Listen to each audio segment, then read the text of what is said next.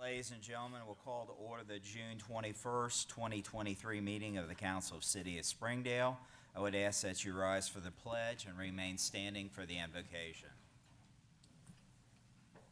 I pledge allegiance to the flag of the United States of America and to the republic for which it stands, one nation, under God, indivisible, with liberty and justice for all. O God, Almighty Father, King of kings and Lord of all of our rulers, grant that the hearts and minds of all who go out as leaders before us, the statements, the judges, may be so filled with the love of your laws that they may serve and be worthy stewards of good and perfect gifts. Amen. Amen.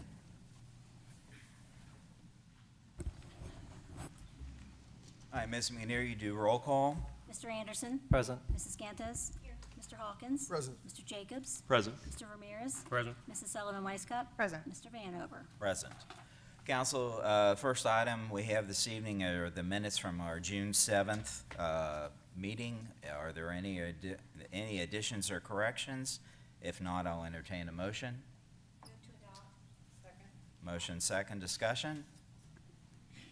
All right, all those approving the minutes as published signify by saying aye. Aye. Opposed? Abstentions? I'll abstain.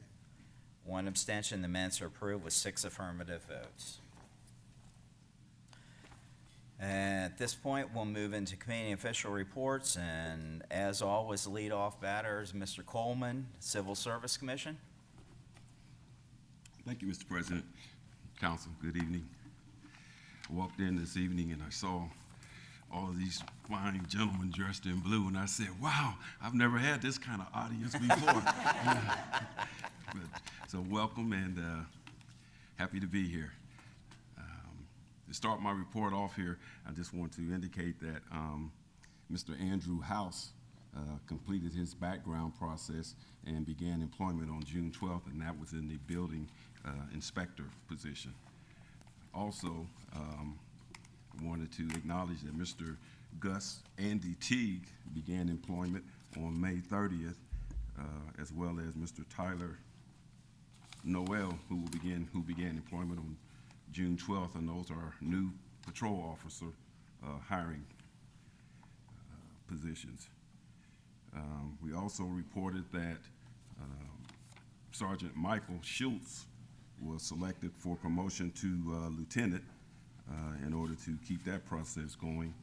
And we still have candidates in process for the sergeant promotional position.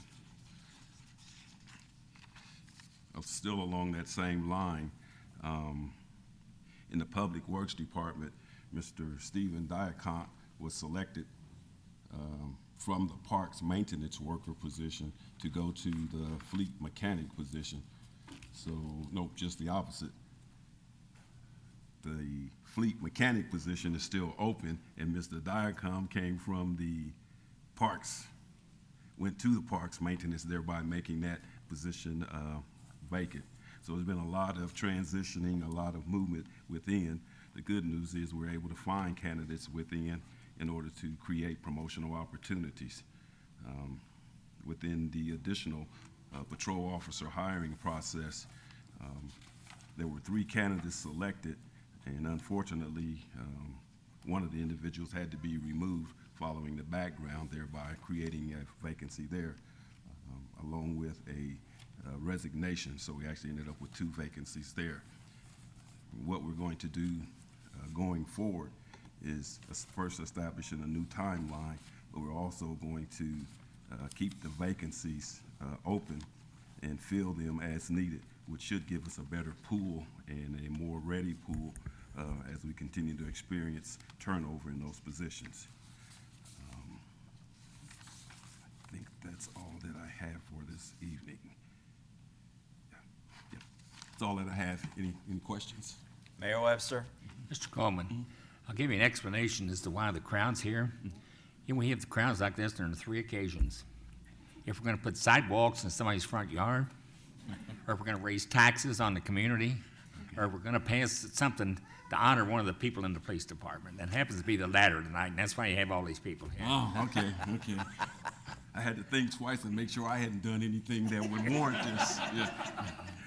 And I said, well, since I have the mayor here on my side, I'm sure he'd make sure that things went smoothly. So I appreciate that. But yeah, that concludes my report. All right. Mr. Yule?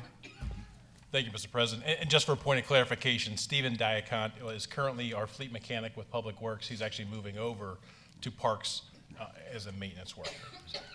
Okay. Thank you, Brian, for clarifying that. I said with all of the different movement and activities, Yeah. we got people moving all over the place. So, but again, thank you for your time. Thank you, Mr. Coleman. All right, rules and laws, Ms. Gantos. Thank you, Mr. President. No report. Finance Committee, Mr. Hawkins. Mr. President. Sorry. Admin, you want me to go ahead? Yes, okay. Rules and laws did meet.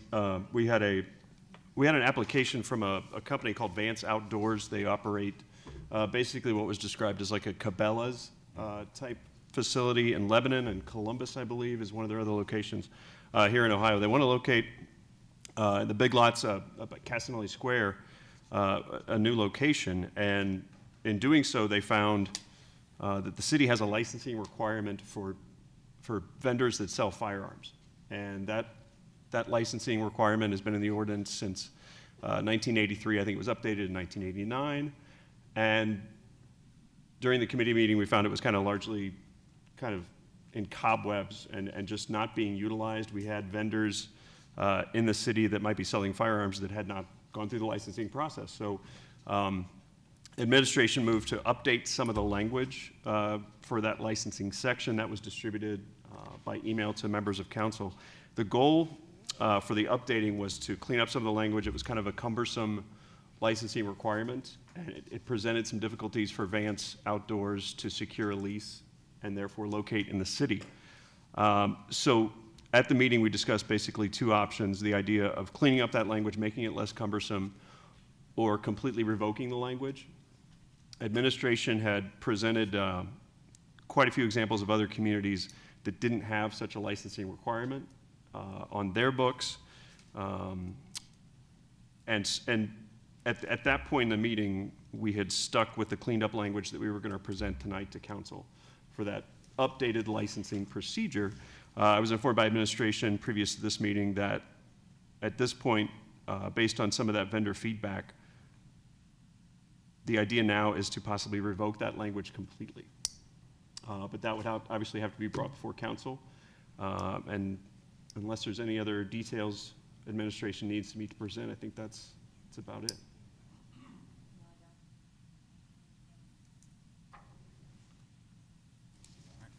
All right. Thank you, sir. Okay, Finance Committee, Mr. Hawkins. Thank you, Mr. President. No report. All right, Planning Commissions, Ms. Weisskopf. Thank you, Mr. President. Planning Commission met on June 13th at 7 p.m. Mr. Golster was not in attendance, so we only had 6 members.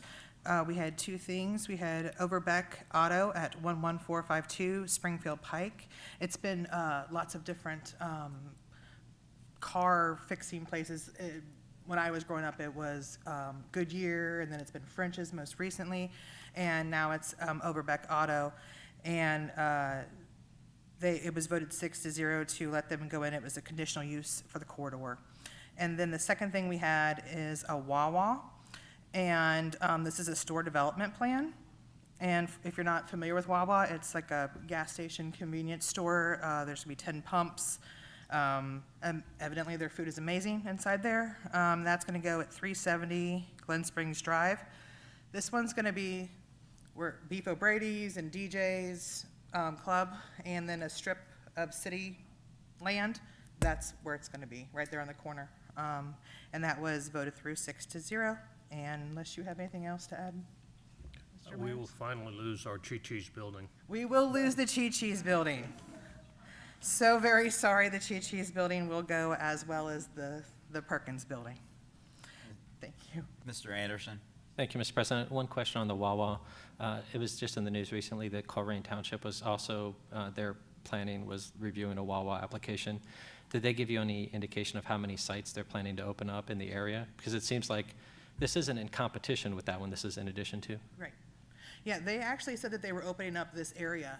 They had some in Pennsylvania, obviously down in Florida. Everyone mostly knows Wawa in Florida. And that they were expanding up here. And so we're just lucky that we're one of the spots that they've chosen. Oh, He that's did say wonderful. that Cincinnati, this would This be is- Cincinnati's first. First, yeah, but we won't be the Springdale. first one finished. The first one finished will be Coleraine. Liberty. Liberty. Liberty, yeah. And Hamilton County will be the first. Thank you. I like that. Thank you. Ms. McNair?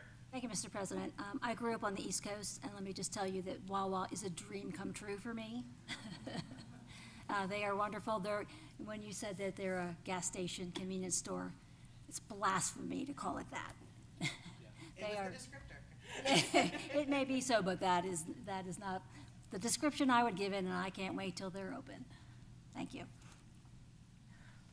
Well, if it's anything like Buc-ee's down on 75, Katie, bar the door because it's going to be crazy.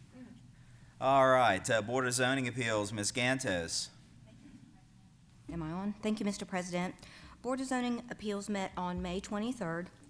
That was our regularly scheduled meeting. And we were discussing application 20230116. That application had been tabled from the April 25th meeting. The item before us was the property owners at 582 Smiley Avenue were requesting a variance to maintain the existing gravel driveway in violation of zoning code section 153.302J, which requires all parking surfaces in the city to be improved with asphalt or concrete. At that meeting, after a considerable conversation, the applicant modified the variance request, and the board passed that with a vote of 4-2. Shortly thereafter, we were notified that there was going to be a special meeting of the Board of Zoning Appeals, and that took place on June the 6th. It was a special meeting called by Carl Lamping, our building official. At that meeting, there was an executive session held, and that was led by our law director, Joe Braun. And at that meeting, we were made aware of some deficiencies that took place at the May 23rd BZA meeting. In light of that information, the board voted unanimously to rescind the variance that was granted on 5/23, and this matter is scheduled to be heard again at the June meeting, which is this coming Tuesday, the 27th. And I'd just like to say that the process on this case unfolded in an out-of-the-ordinary manner, and there were an unusual combination of components affecting the requested variance. However, it's not uncommon for a request to be modified during the hearing and for the board to take action based on that modification. So that part felt very familiar when it was taking place. At that time, I was unaware of the fact that it should have been handled differently. I didn't understand that until the law director pointed that out at the meeting that was held on 6/6. I am the longest-serving member on the Board of Zoning Appeals, and I've never seen that particular sequence of events come before the board. Anybody have any questions about that? And that concludes my report. Thank you, ma'am. Board of Health, Mr. Jacobs. Board of Health is on hiatus until September. Okay. Capital Improvements, Ms. Gantes. No report. Thank you, Mr. President. OKI, Mr. Anderson. Thank you, Mr. President. OKI Board of Directors did meet on June 8th. It was largely an administrative meeting. We reviewed and approved the 2024 budget and reviewed some of the results from the strategic planning survey that I've talked about here before. One thing worth noting is they did give us some feedback on the number of responses that were shared across the states, the tri-state area, for the strategic planning survey, and Springdale was near the top, well represented. It was highlighted in the darkest color possible on the heat map, and I just think that's great that our community, as small as it is still so represented and vocal whenever these types of things come up. That strategic plan really does impact how that money is spent. It's hundreds of millions of dollars. So thank you to anyone who filled out that survey. The only other thing worth mentioning from that meeting is there was a lot of discussion on the DEI components, that's diversity, equity, and inclusion components, for that Brent Spence Bridge project that is going to have a lot of conversation over the next 5 to 10 years. And it was interesting because there were resident members that were very vocal about how important it is to include some of these smaller businesses and diverse businesses to make sure that they have a seat at the table. And the representatives from Ohio ODOT and the other departments of transportation were very responsive to that feedback. And I thought that was really nice to see, that when the residents came, had some feedback and concerns, that the officials that are used to working with more, I would say, sophisticated feedback, were very understanding and worked with them. So that was really nice to see. So that's it for OKI this month. If there's any questions, I'd be happy to take them. Don't see any lights. Okay, Mayor's report. Mayor Webster.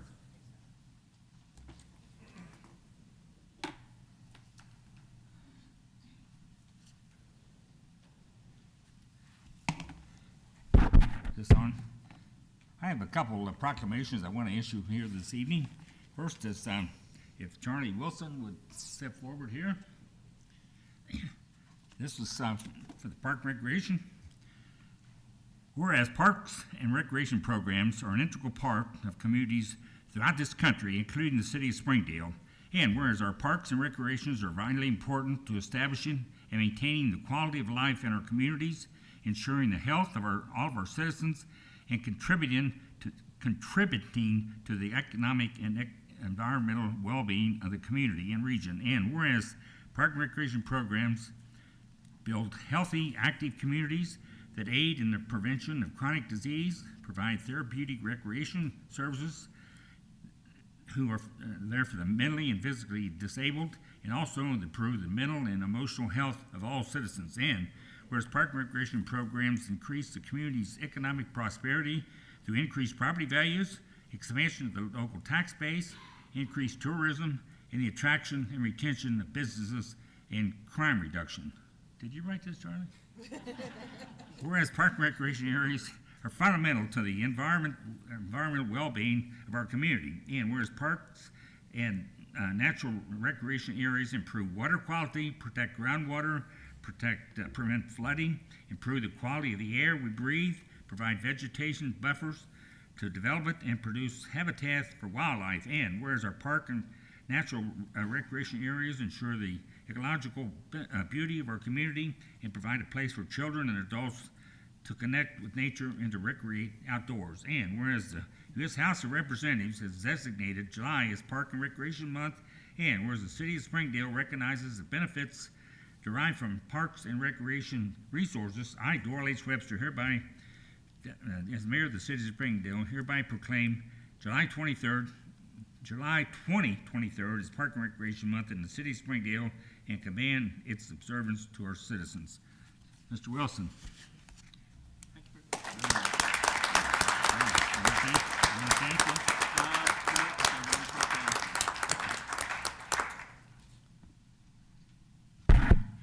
Just want to say thank you guys very much. And in part of Parks and Rec Month, we're going to do a new program this July.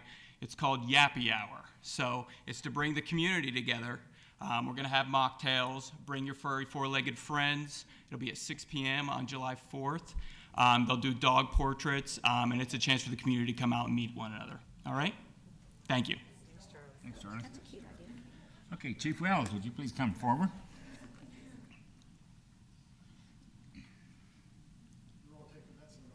Yeah.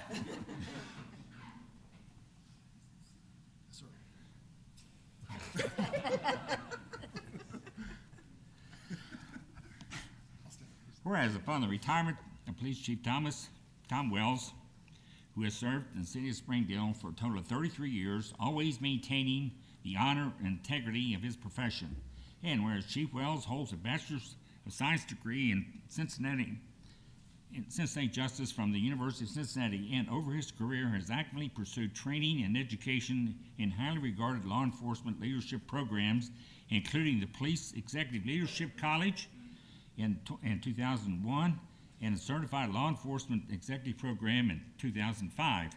Chief Wells has also had the prestigious opportunity to graduate with the 236th session of the FBI National Academy.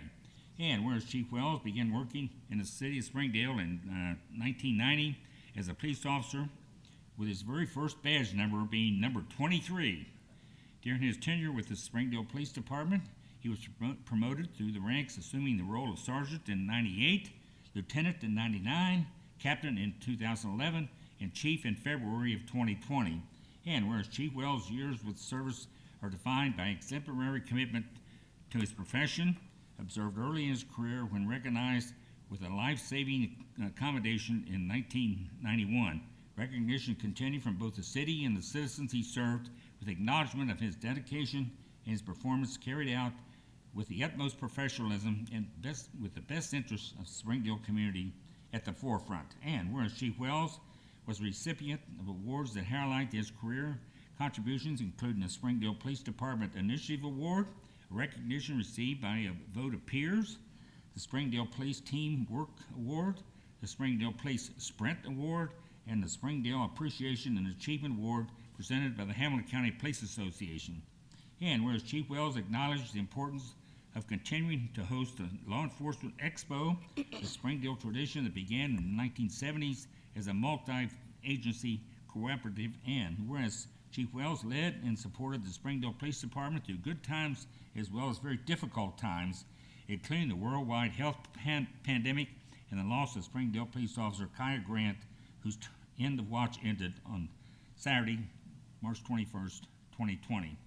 And whereas Chief Wells served on the executive board of Operation Lifesaver, an initiative between railroads and the police to raise awareness of safety at railroad crossings, a member since 2018, he recently served as the chair.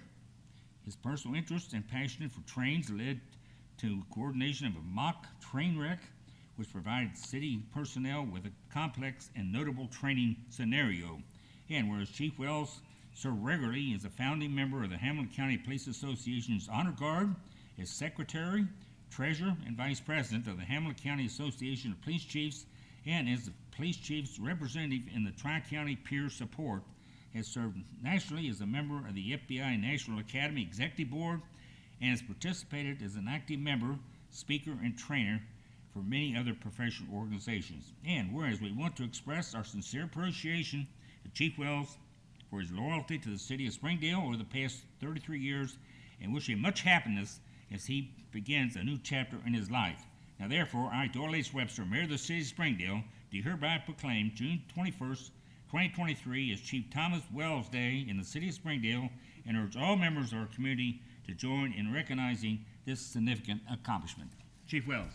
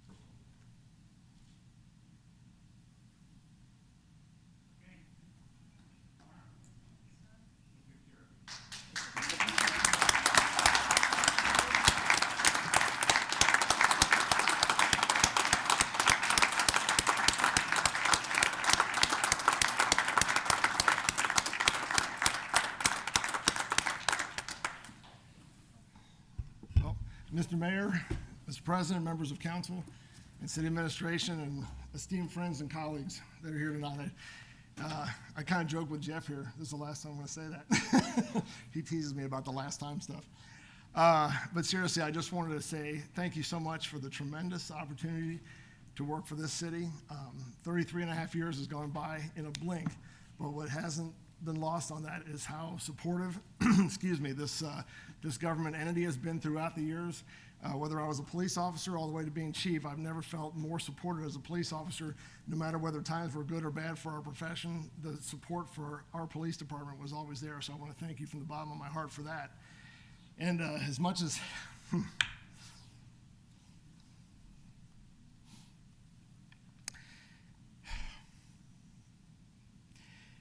I appreciate the focus being on me tonight, there's no way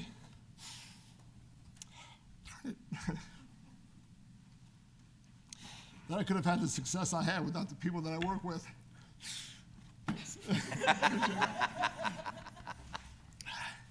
I've never known a more dedicated, down-to-earth, more fun, and more caring group of people than the people that I worked with over these last 33 and a half years. It's been an honor to serve alongside of them. And that's, I think, what I'm going to miss the most. It's, I haven't even figured out what it's going to feel like to wake up Thursday morning and be like, uh-oh, what do I do? But I mean that also from the bottom of my heart. You guys have been incredible to work with, and I appreciate every one of you so much. I could literally tell a story about each person, but I want to have two people, if they could just join me quickly, if you wouldn't mind, Mr. Jones and Lieutenant Morris, if you could join me down here for just a second. Yeah, surprise. Yeah. There's no question that every single person up there deserves a story or me to tell about a time that they rose to the occasion, because every single person in here has. But I think it's interesting that these two gentlemen right here who actually bookend me in terms of the chain of command, I couldn't have asked for more support of me. When I became chief of police, of course, no one could ever have known that 33 days later that Kaya Grant was going to be murdered as our first officer killed in the line of duty, and hopefully the last ever, and that we would go into the pandemic and then, you know, be plagued with the fact that, you know, the law enforcement profession was under a great deal of understandable scrutiny. And at those moments that I was thrust into that as the chief of police, having never experienced any of those things before, Mr. Jones was the perfect boss for me. He let me run the department. He listened to me. He understood where I, you know, unfortunately he's got a criminal justice background, but the fact was that because of his experience, he understood what my needs were, and he understood exactly the right balance how to make sure that I was able to do what I needed to do for the department, yet also to be there to be my boss and to give me some advice and guidance and direction. And for Lieutenant Morris, you know, I may have been 33 days into my tenure, but Lieutenant Morris wasn't into his tenure as assistant chief yet when I turned to him and said, you're going to be running the department from this moment on when Kaya was killed, because I need to deal with, you know, focus on helping the family and making sure that our needs of the police department were taken care of. And he stepped into the role just like that. And as Mr. Jones likes to say, he's been money ever since.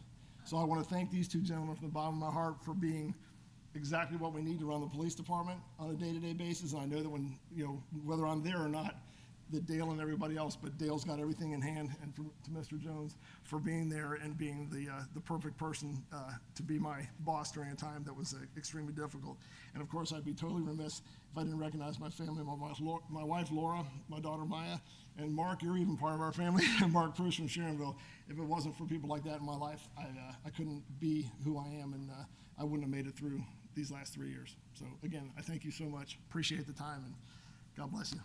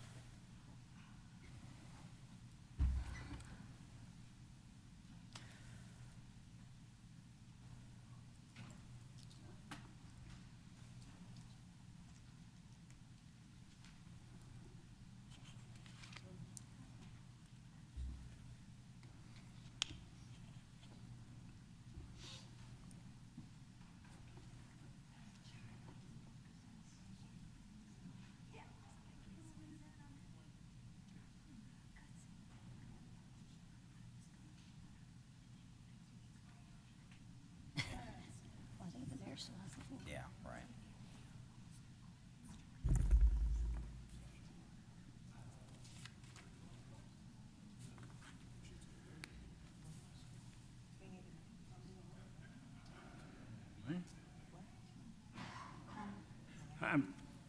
Mr. President, I've Mayor got Webster. a few remarks I'd like to make.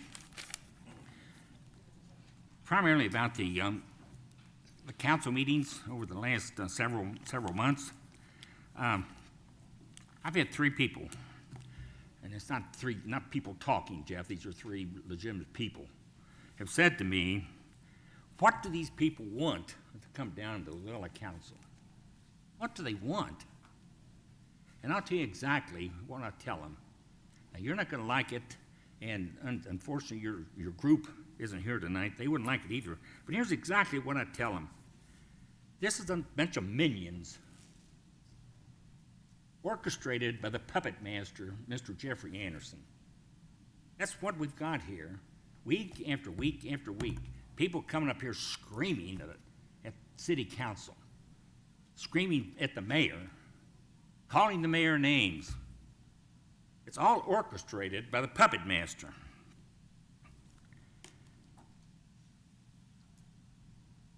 Now, this is all done under the pretense of good open government, transparency, baloney. It's done to make the administration and the city look bad. As a matter of fact, I called Mr. Anderson out in my office. I said, what are you trying to do, burn the city down? I asked you point blank that. Well, he said he wasn't, but actions speak louder than words. Now, all of this started back in the summer of 2021 when the Tri-County Mall was sold to a couple guys from Texas. And one of the first things they did was start having some meetings with us and wanted to move the rec center over to the new development. So we listened, and finally, here's the deal. They're going to give us a $50 million rec center. Give it to us. Now, how can you not take a look at that? Give me a $50 million rec center. Well, that didn't turn out to be true, but anyway, we had to look at it. We presented the case to council.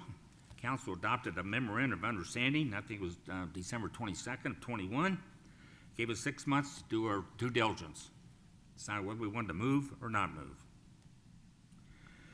Well, you would have thought that we had sold the city to the devil. We get all kinds of questions from the people with their hair on fire in the floor in the well of council here. How are you going to have a door district over there? Are you going to have our kids out with the drunks in the door district? How are they going to cross 747? Where are the seniors going to park? On and on and on and on. And embedded in some of these wild statements, there were some legitimate questions. So anyway, we as a staff, Mr. Wilson, Brian, John, and I, worked diligently for 8 months analyzing the proposition of moving the community center over to the Tri-County Mall. Well, I mean, we looked at a lot of things. One of the things we looked at were the operating expense. Well, the operating expenses end up playing a major role in our decision, because right now we have one pool we operate at 13 weeks a year. We're going to move it over to the mall, 52 weeks a year, 2 pools. So you figure it out. You know, look what that just did to your expense. Went up about 8 times, I think. That was just one of the things. So early on, I think in March and April, I insisted that we have an open house. I want to hear what the community has to say about this. This is not a decision that we should be making just here on this dais or in our offices. We should get input from the community. So we did that. We had 2 community engagement sessions. And we got some good feedback, some good questions. But we got some dumb ones also, really dumb ones. And I want to relate to you people tonight 2 of the dumbest ones that we got. This one person comes up to me and says, "Mr. Mayor, what's your plan B if this fails?" What? You know, we didn't start off with trying to find a place to relocate the rec. We were made an offer to give us a $50 million free rec center. So there was no A, B, and C. But anyway, I said, we don't have a plan B. So I guess she was very happy that, got the mayor on that one. But the same person, the next thing out of her mouth was, "What's your rate of return?" What's the rate of return? We spend $6.8 million for the police department every year. What's our rate of return on that? I think it's safety for the community, is it not? We spent $25.5 million on the fire department. What's the rate of return? Is it 1%, 2%, 5%? I think it's safety. Same way with the rec center. We spend $3 or $4 million down there. There's no rate of return. It goes to show you what that person knows about municipal financing. Dumbest question ever heard. So during this public engagement session, we naturally wanted to hear from people. So this is where the Minionville got formed. Look at people with scripts that were written by unknown people. A youngster comes up, 13, 14. They told me to ask this. They told me to ask this. People couldn't even read some of the scripts that they were given to read. Orchestrated. The whole darn thing was orchestrated by the puppet master. And the Minionville was formed as a result of that. Now, during that process, in addition to the engagement sessions and looking at the operating expenses, we did two major things. Number one, we hired a facilities assessment company to do an assessment. Assuming we move the rec center out of there, we got a vacant building. What can we put in there? What's it going to cost us to bring it up to snuff, and so forth and so on. So anyway, we had, not only did we look at that building, so let's look at all 5 of our municipal structures. And we did that. Had a very nice report, laid out primarily in 3 sections. Here's the expenses that the city needs to prepare to belly up to in the first 5 years, first 10 years, first 15 years. Now you total all those up, it was $32 million. Well, thanks to the great public records law in the state of Ohio, one of the minions got their hands on that. So the next thing I know, the minion is standing up here demanding, where are you going to get the $32 million? What the hell are you talking about? That's for the 15-year number. Where are you going to get the $32 million? You guys have let the facilities deteriorate to the point that we need $32 million. That's all baloney. That's because they don't know how to read a report. But that's the kind of stuff we put up with coming out of the well of counsel from the minions. Now, we also did another thing. We had a comprehensive connectivity study done on how we get people across 747, because that was a legitimate complaint. We recognized that even before we brought the project to council, that we had to figure out a way to get people safely across 747. So anyway, KZF did a very thorough study for us. It's a study that will help this city in the next 15, 20 years. And so we've already started to implement some of those things. And I will say that that did not cause hair on fire parade in front of the council well here, yet. But let me tell you something.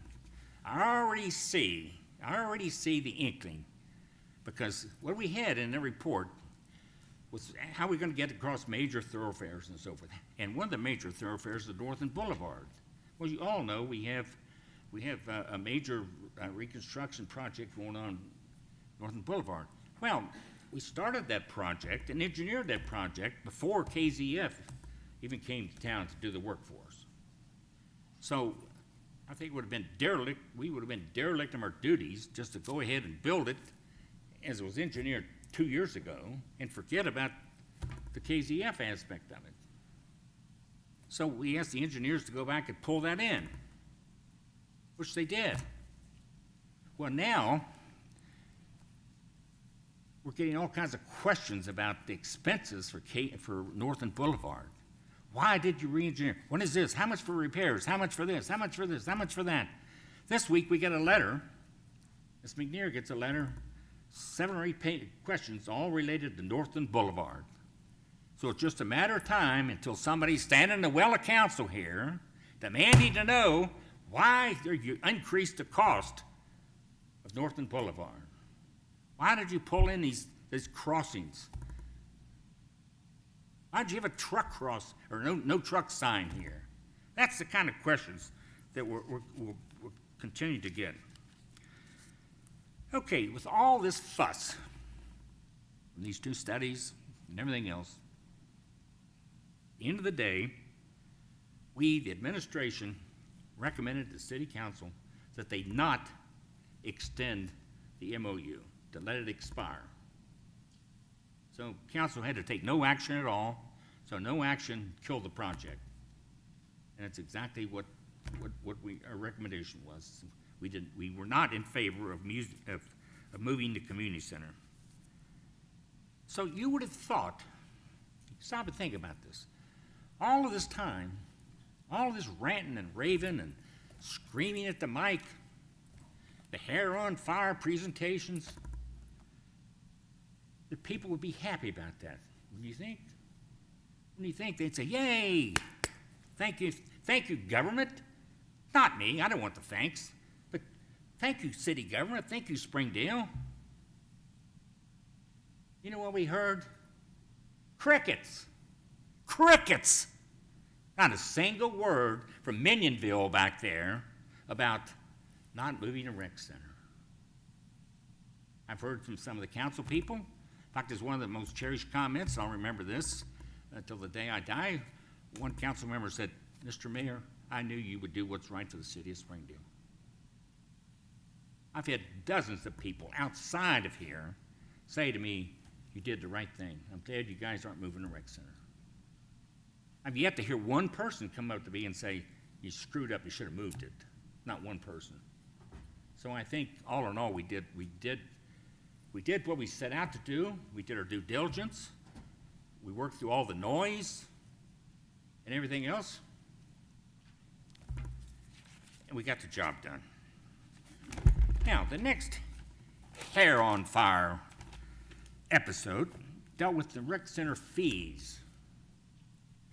You know, as we were going through the process, identifying additional expenses, we also took a look at revenues that we were bringing in.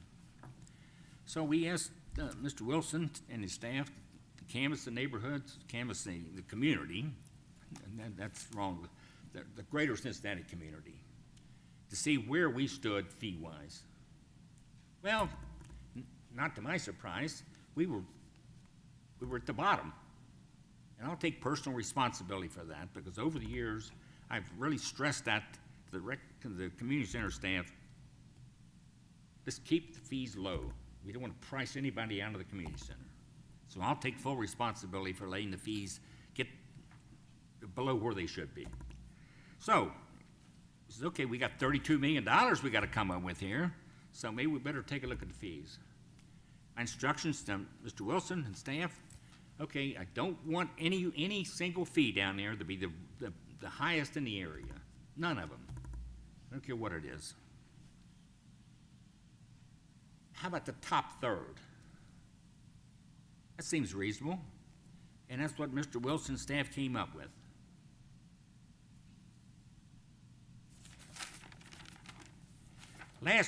Week before last, I asked Mr. Wilson to give me a report on the renewals. I was anxious to see how all these increased fees have depressed the membership rates. Well, guess what? Mr. Wilson tells me that in checking his records and his predecessors, it would appear that we have not had any primary memberships of this magnitude since 2012. Highest renewal rate of primary memberships for the last 11 years. So, you know, that tells me that the people of this community appreciate what they've got down at that community center. And they appreciated it, and they didn't listen to Minionville and all their hair on fire wild comments. And I'm proud of the people for that.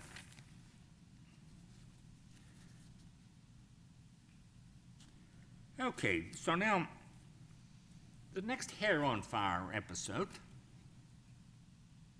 And these never end, it seems like. But the next one was, I get an email from a resident, Smiley Avenue, which Mrs. Scant has referred to before in the case of Fort BZA,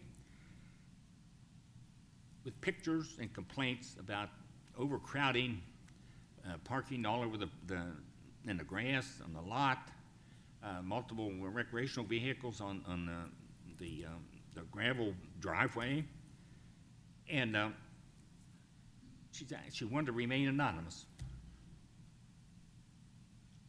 I didn't talk to her, but I forwarded the email to Mr. Lampy and said, please keep this person anonymous.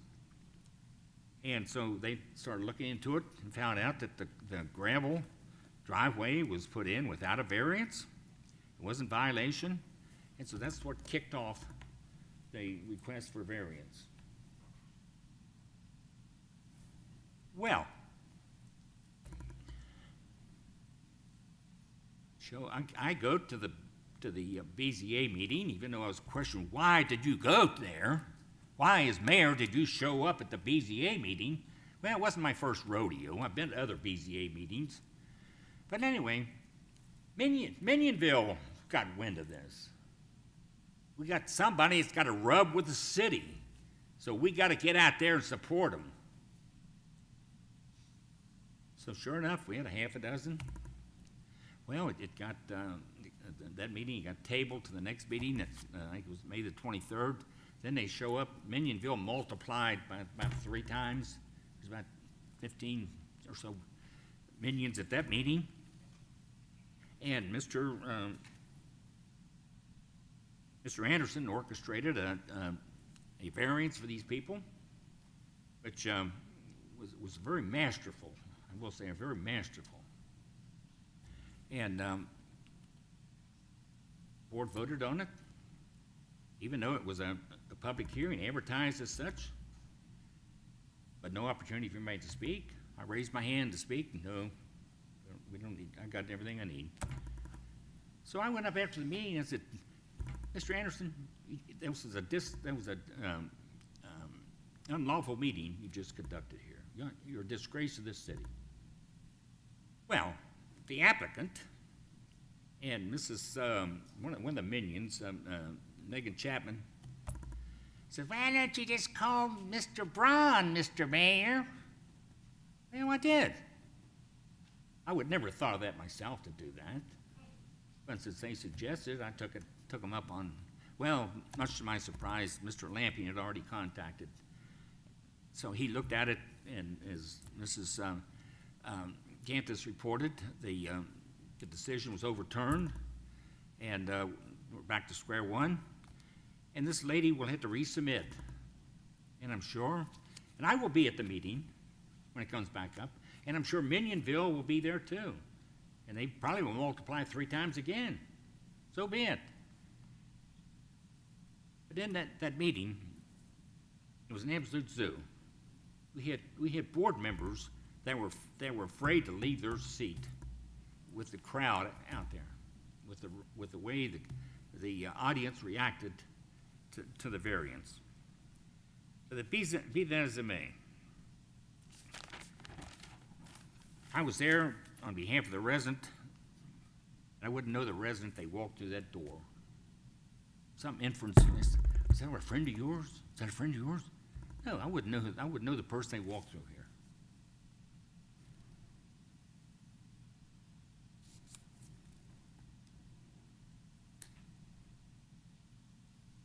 So, in light of all this,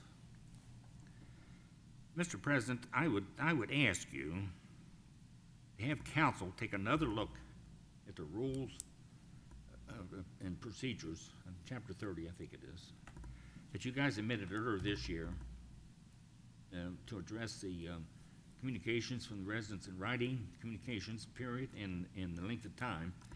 And I would make 2 recommendations to council. Number one, that you do away with a second agenda item on communications from the resident.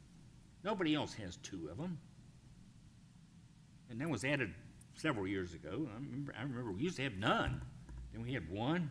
That lasted for 15, 20 years, then we ended a second one. Well, now, Minionville sits back there after the first one.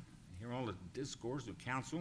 They're on their cell phone, texting, getting questions from the community, not from the community, from fellow minions. And then that's what takes up the dais for the second time. I think we're being taken advantage of, and we should do away with the second communication from the audience. I also would suggest that we not respond to residents' questions from the well. I know Mr. Hawkins brought up, when we looked at this back in the spring, that Princeton doesn't do that. Princeton doesn't respond. And I asked Mr. Jones to find out what Princeton does. And so let me pass this down to you. This is a copy of Princeton's policy and also Claremont County's policy. And also, I've attached the last document here is a copy of what Mr. Jones was able to get back in the spring from the Center for Local Governments on do you allow dialogue from the floor of council between members and the public? And 34% say yes, 19 say no, and 46 other say it's at the discretion of council to listen but not to respond. Anyway, take one of those. I would hope that you would take my suggestion and modify section 30. Now, in closing, hold the applause, I'm sure you're glad to hear it. Let me say this. I have repeatedly said, this council or anybody else that listens, that I have absolutely no intention of running for re-election for an 8th term as mayor of this city. But let me tell you something else, Minionville. I will not be driven out of this seat by your comments from the well of council or your social media comments or anything else. If this continues, I will be pulling a petition to run for an 8th term of mayor of this city. Thank you. That's all I have to say. Okay. At this point, Clerk, Council, Finance Director, Ms. McNear. Thank you, Mr. President. I have the general fund update through May 31st, 2023 for receipts based on a net receipt budget of $24.123 million. We have received $10.361 million, which is 43% of the anticipated budget. And that receipt is based on 5 major general fund receipt sources, which are earnings tax, real estate taxes, paramedic services, local government funds, and transient tax, which is a subtotal of $9.486 million, which is 92%. The general fund year-to-date through May 31st for expenditures, based on a net expenditure budget of $24.108 million, we have spent $8.808 million, which is 38% of the budget. And the general fund ending balance through May 31st is $8.286 million. And that concludes my report. Thank you. Thank you. Administrator's report, Mr. Jones. Thank you, Mr. President. I think the only thing I had to offer is that I think it was quite evident by the support we witnessed this evening for Thomas Wells, just how much his 33 years of service was not only appreciated, but the respect that he had earned from his staff and his colleagues. That was an impressive turnout for somebody to receive a proclamation, and that was humbling to me personally to witness, because not only has Tom been a chief for us for the last few years and been with our city many years, but he's also become a great friend. And we're going to miss him, but we'll certainly be in touch with him. And I know that Brian and I have said many times it's been an honor to work with him in our years of service here, and he has been a class act to deal with. And I just want to say that and thank him for his service. Thank you. All right, thank you, sir. Law Director's report, Mr. Braun. Thank you, Mr. President. I want to echo what the city administrator said. In my role as law director, I often get to work with the various department heads. I've truly enjoyed my time working with Chief Wells. True class act. I would also like to report to council that we are monitoring the budget that was just passed by the Ohio legislature. It went through the Ohio Senate. I'm currently looking at that. As you may know, it's now got to be reconciled with the House form, but there are several provisions in there that could affect various rules and laws that we have on the books here in the city of Springdale if they remain in the final version of that that's passed. I just wanted to advise council I'm keeping an eye on that, and should we need to amend our code to address that, unless there's litigation to challenge some of those under home rule, I'll be bringing those to you after the budget is passed in final form. And the last item, staff is requesting that a motion be made prior to the reading of ordinance number 30/2023 for an executive session to discuss collective bargaining negotiations with our police officers. Thank you. All right, thank you, sir. Engineers report, Mr. Riggs. Thank you. So the East Crescentville Road Improvement Project, the curb widening and the widening on the north side is complete, and traffic's been moved to the north side pavement while the work on the south side continues. The Northland Boulevard Reconstruction Project, ODOT provided Stage 3 plan review comments on June 14th, and we also received right-of-way authorization that same day from ODOT. A SORTA funding application package was submitted on May 30th. The SORTA grant request was for $2 million to supplement the existing funding. We already have funding from OKI, which is STBG funds, as well as funding through Hamilton County. We also submitted an OKI funding request, an STBG funding request for the next phase, if you will, of the project, which will be the Kemper Road and Kemper Northland intersection realignment, as well as a Kemper shared use path. So the request was for just over $4 million in STBG funds, with a little over $1 million in local match being required for that project. The East Kemper Road CSX Rail Bridge project, the asphalt surface course was placed the midweek or second week of June, and work on the expansion joints is expected to begin next week during the fourth week of June. The State Route 4 urban paving project, the concrete work continues. The asphalt work is expected to begin in late June, early July. State Route 747 urban paving. ODOT opened bids on June 8th. 2 bids were received. Jurgensen Company submitted the low bid of $917,592.05. ODOT was notified to move forward with that price or contract on, I believe, on June 15th. The Sheraton Lane reconstruction project, the road reconstruction continues. It's a little bit behind schedule due to a conflict with Alta Fiber. The contractor has been requested to provide an updated construction schedule. And the community center HVAC replacement, a pre-com meeting was held on June 9th. And due to the long lead times on equipment, we're hoping that installation can begin this fall, shortly after the pool closes, on a couple of the units, then follow up later in the winter, spring next year. And that's all I had. All right, thank you, sir. Rental program, Mr. Anderson. Thank you, Mr. President. No report.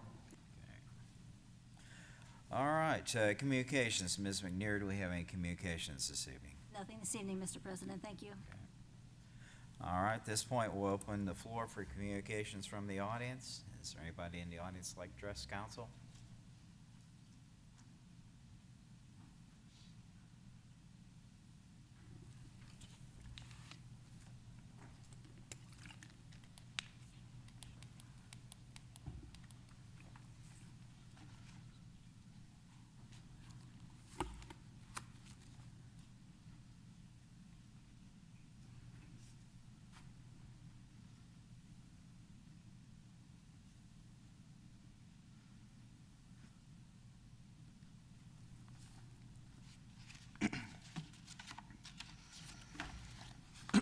My name, excuse me.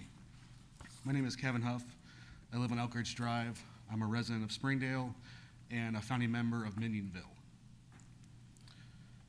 First of all, I want to say, hearing about Wawa coming to Springdale is awesome. I grew up on the East Coast as well, like Miss McNair.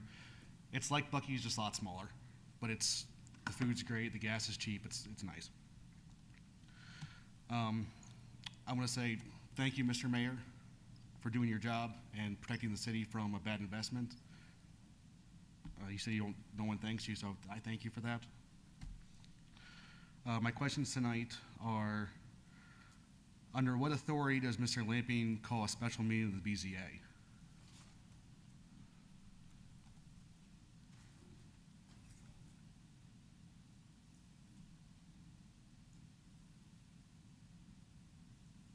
If we stop by time while waiting for an answer?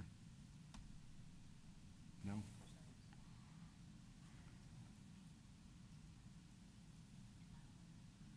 Okay.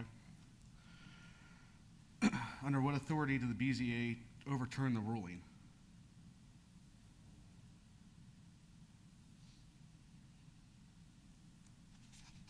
Okay. Are there any written procedures for the BZA in Springdale? Because there's none online, none I could find in any legal documentation. Is there any procedures that govern how the BZA functions? I know Mr. Braun spoke of a lot of it's based in case law, but is there any written procedure as far as how anything in the BZA is run?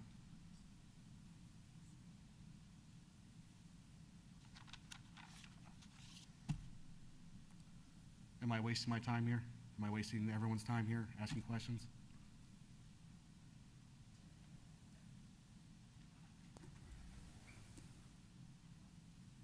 Mr. Hawkins? Thank you, Mr. President. Some of the questions I think you're asking are procedural, and some of those are legal questions. The main thing with regard to Board of Zoning Appeals, and I think Mr. Braun addressed this, I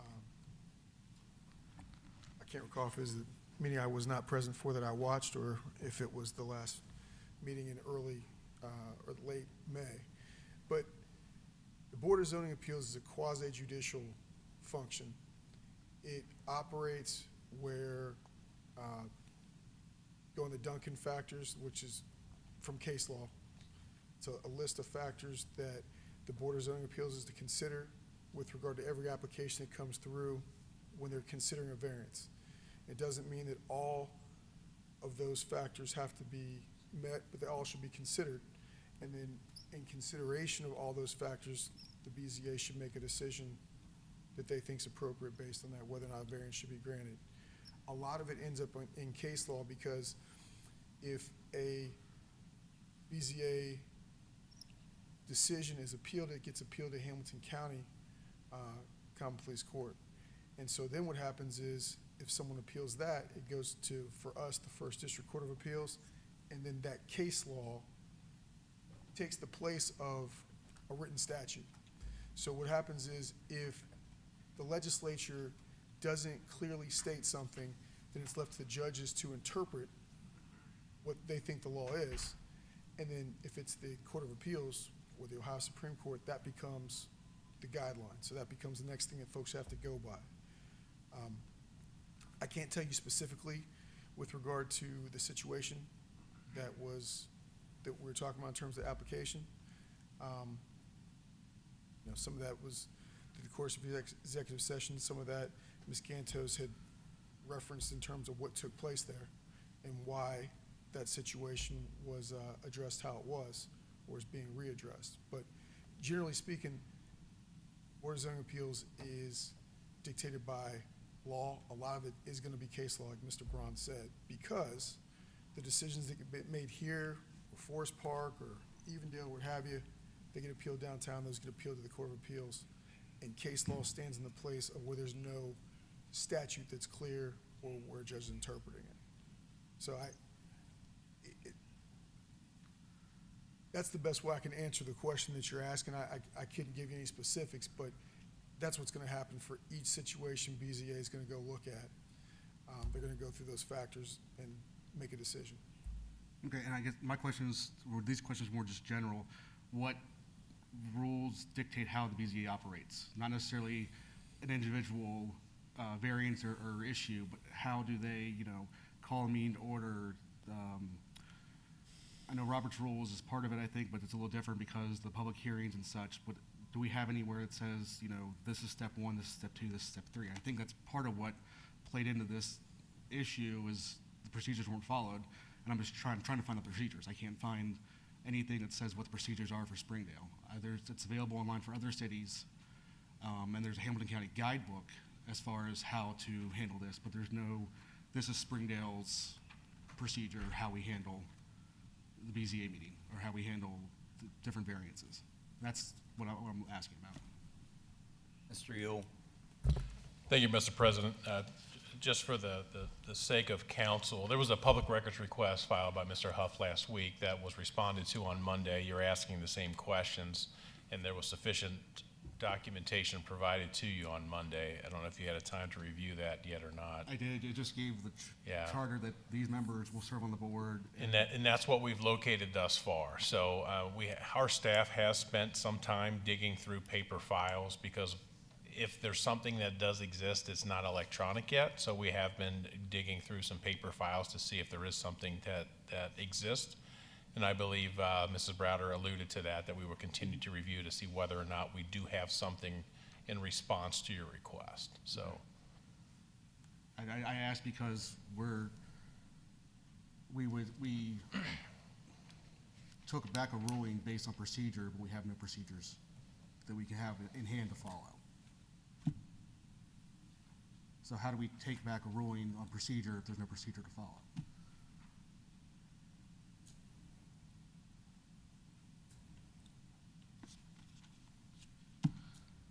My next question is, why was the June 6th meeting held in an executive session and not open, discussion not open to the public?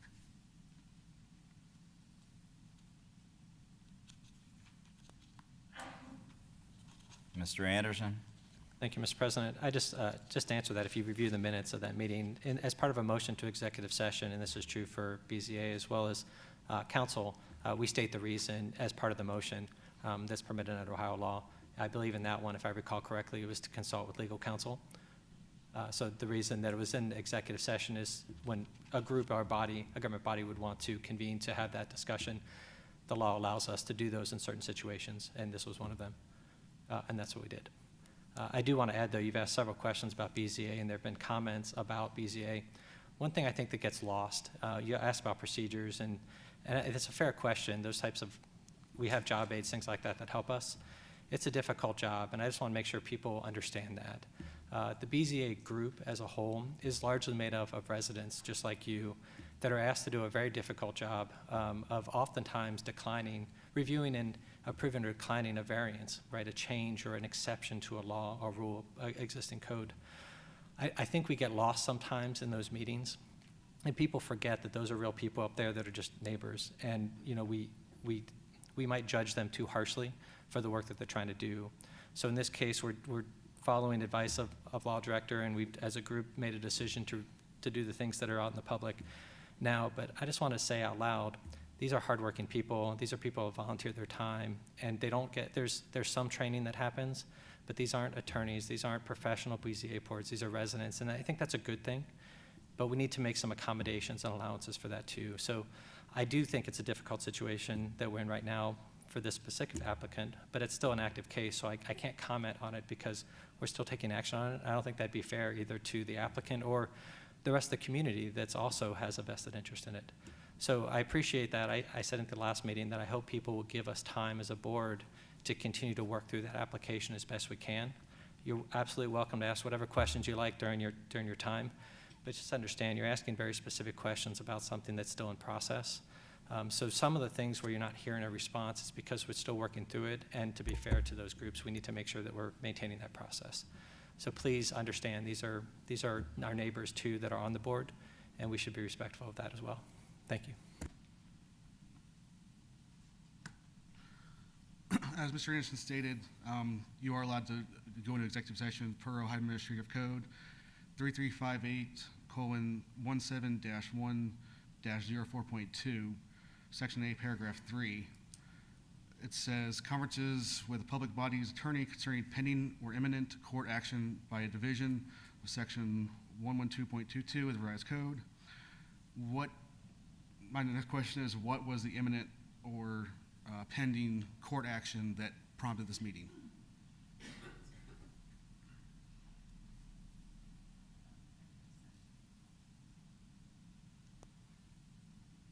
Mr. Hawkins? Hey, Mr. President. Mr. Huff, again, I'm not on BZA anymore. I wasn't present for it, but unless that would have been what's discussed, I would imagine, in the executive session, and that would be privileged unless that privilege was released and folks were allowed to go and that were in that meeting were allowed to go talk about it. If they were to talk about what happened in executive session without that being released, they can suffer a myriad of different consequences, including, I believe, some type of criminal prosecution. So nobody should answer that question that was in that meeting unless that privilege has been removed and made that open. So I couldn't tell you that, but the people that are in that meeting probably shouldn't say that as a defense attorney unless they want to get in trouble. Okay, but the Administrative Code also states that it's a public body's burden of proof to demonstrate a statutory exemption that allows the executive session. So the body must justify the executive session per the Administrative Code. Mr. Braun? Thank you, Mr. President. By virtue of them declaring what section of the ORC they are going into executive session by, they meet that burden under Ohio law. I would also remind you, Councilmember Hawkins said something that should not be lost on you as a non-attorney, which is that he said the Board of Zoning Appeals is a quasi-judicial body. That means they can go into private session anytime they want for the purpose of deliberation. So in addition to that, we also cited a section of the ORC under which we were going into private session for. So again, I would also refer you, because you've asked a series of questions, actually both our Code of Ordinances and our charter explain what Mr. Hawkins said, that there's certain information that has to be kept confidential, and the release of that information could result in sanctions, and that includes anything that was discussed in executive session or the reason for that, other than what was stated. Okay. That's all I have. Thank you for your time.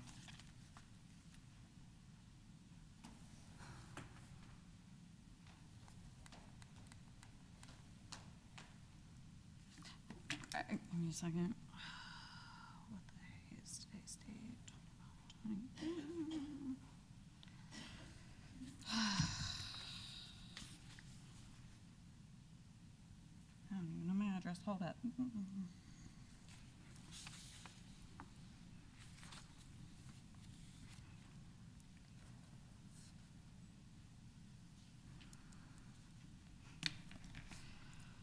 All right, give me like 2 seconds. I'm still organizing my thoughts on here because if I don't, it's gonna go.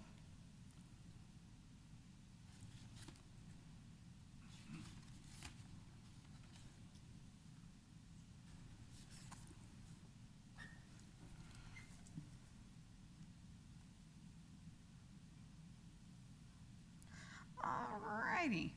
My name is Megan Chapman. I live on Vista Glen Drive. I was not planning on coming here tonight. I was actually at Dave & Buster's with my children. So they are currently sitting out in the lobby and they're not happy. But I was listening to the meeting online. The mayor's unhinged rant is what caused me to cut my evening of fun short with my kids to come address some things. Democracy depends on community involvement. From my beginning interactions with this body, I have told you that I am here to hold you accountable, and I have done nothing less. Mr. Mayor, I told you to take it up with Mr. Braun so you could walk away and avoid the embarrassment of your grown-up temper tantrum. You chose to lose your mind, and that is on you. I have come here with my thoughts written down, and I do this every meeting since, the first couple meetings, because I have ADHD. It is a neurological disorder. I struggle to organize my thoughts in the moment, and, it is what it is. I am here and I got involved in the BZA meeting because I know the homeowner. I wanted to make sure that their rights were not gonna be violated. What are you guys gonna do if the homeowner does not reapply? Last I spoke with them, they had not resubmitted their application. Mr. Mayor, I also did not get to speak at the BZA meeting either. Had I gotten to speak, I would have questioned whether or not it was legal for you to strongly suggest that people you appointed vote against a variance. Also, I would have questioned whether or not they needed to recuse themselves. Have a good evening. You owe my children an apology.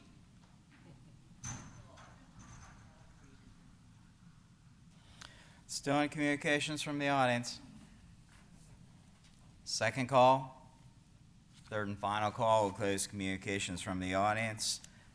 First off, under our ordinances resolutions this evening, we have ordinance number 29, 2023. Ms. McNear, when you're ready.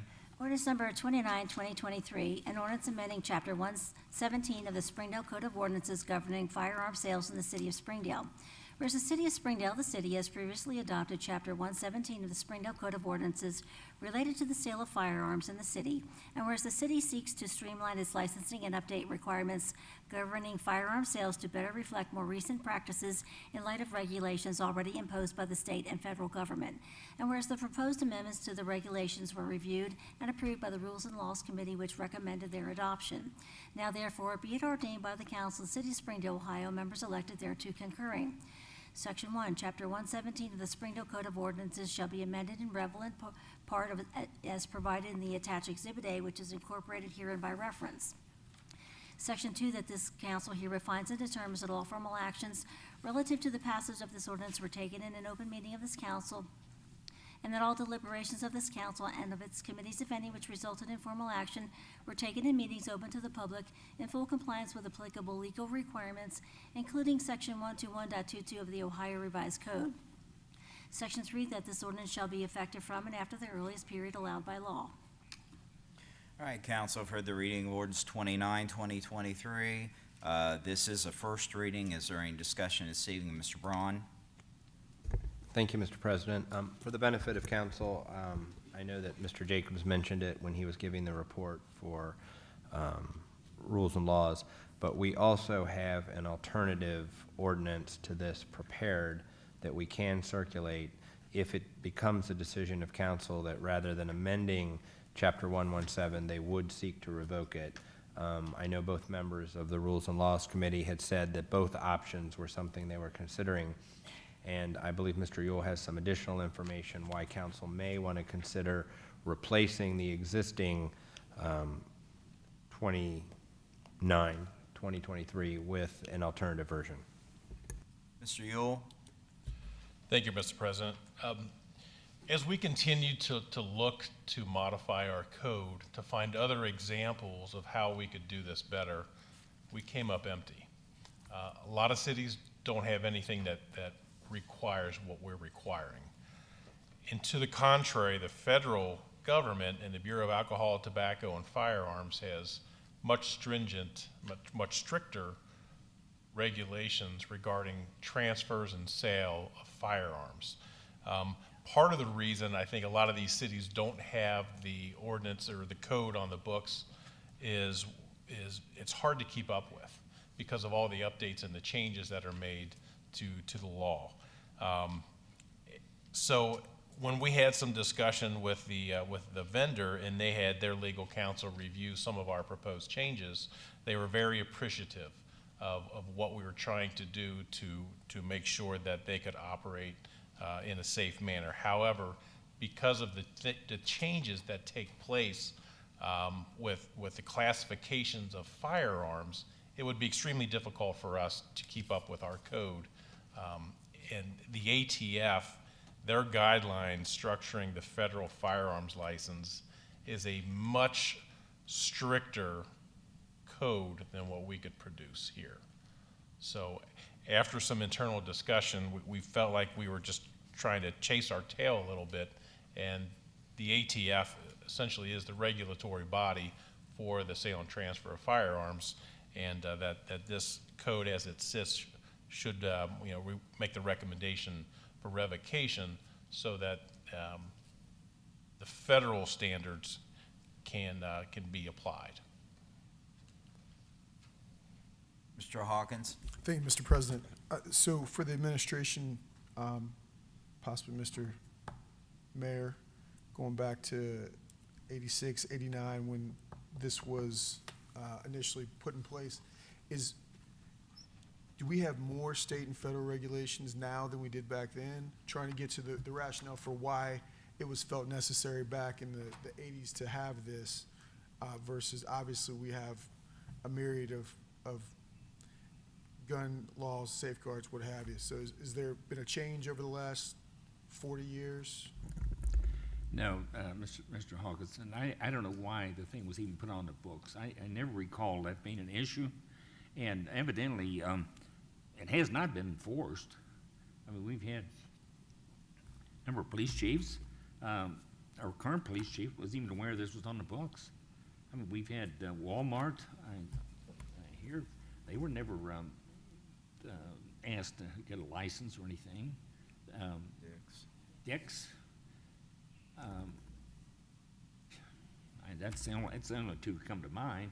But I mean, just looking forward and looking around at other communities, nobody else seems to be concerned about this. And I think it's primarily because it would be a real bear to try to keep it updated with the way things change, especially coming out of Washington as it relates to guns and ammunition and so forth. And I think it would be a nightmare to try to stay on top of that. And I really think we'd be better off just to take it off the books. And if we want to put anything on there, just refer to the federal. If they meet all the federal guidelines, then they're fine. They're welcome to the city of Springdale. Is in terms of looking at other communities, Westchester, Liberty Township, they don't have anything on the books. Don't have anything. I don't know whether do they refer to the federal guidelines? Nothing that we could find. Okay. Is there? Sorry, that would just be if you want to take an additional step, you can do that. And I don't think this vendor would object to that because they're going to comply with the federal guidelines. Is our city ordinance, and this might be for Mr. Braun or administration, is our city ordinance giving any additional protections versus what we have with the state and federal? Or I guess the other way is, are we doing anything that's infringing upon rights? Only if the police chief and or the mayor, I think, either one, could every year demand that they forfeit their license. I mean, and no one, this vendor especially, is not going to come in and plop down a bunch of money to renovate a facility and to sign a 10-year lease if they know year by year, the mayor or the police chief, they decide they're not going to renew the license. Mr. Braun? Thank you, Mr. President. To answer Mr. Hawkins' question, I think yes, it's obviously more restrictive than the federal, only because it has some requirements that are slightly different, but I think that's an unfair characterization. I would say that the mothership of regulations comes from the federal and state government, no doubt about that. And we don't keep our code up to date with all of those federal and state regulations. And this particular vendor and their attorney said not only, I think they viewed our ordinance as kind of not just out of date, but maybe not up to speed with current regulations. In other words, no matter if we followed every guideline in Chapter 117, it's still not going to have the detail and the level of recent control that the federal firearms license would require. So I think that's the reason that, quite frankly, it's kind of been overlooked on the enforcement level over a period of a significant amount of time through several large businesses that have already come and gone from the city, and we never enforced it. So I think if you are to keep it, we would need to be very diligent in keeping up on what other federal firearm regulations exist. Or we can do what we do in other portions of our code like this that are constantly changing and being modified, which is we defer to the state and federal regulations. I don't think anybody's asking to make anything any easier to purchase a firearm. We're just saying we want to defer to the regulations that are at the state and federal level, if that's what council wants to do. Mr. Yule? Thank you, Mr. President. And just to piggyback on what the mayor said, although there hasn't been a lot of updates to our code in quite some time, the federal firearms license regulations have changed significantly. My understanding is in the 80s, it was a lot easier to obtain a federal firearms license and transfer and sell firearms than it is today. Those are coveted, and there are a lot of inspections and filings that take place with anyone who sells firearms, and with the ATF, and they're subject to multiple inspections. There's a myriad of different regulations that they have to follow that our code can't keep up with all of those things that are in place. And just to draw attention to 11702, sale of firearms, in Section B, it talks about if you can't sell a firearm to anyone who was convicted of a felony within the previous 5 years. Well, that's dated, and we know that has changed significantly because there are misdemeanors that are disqualifying offenses as well.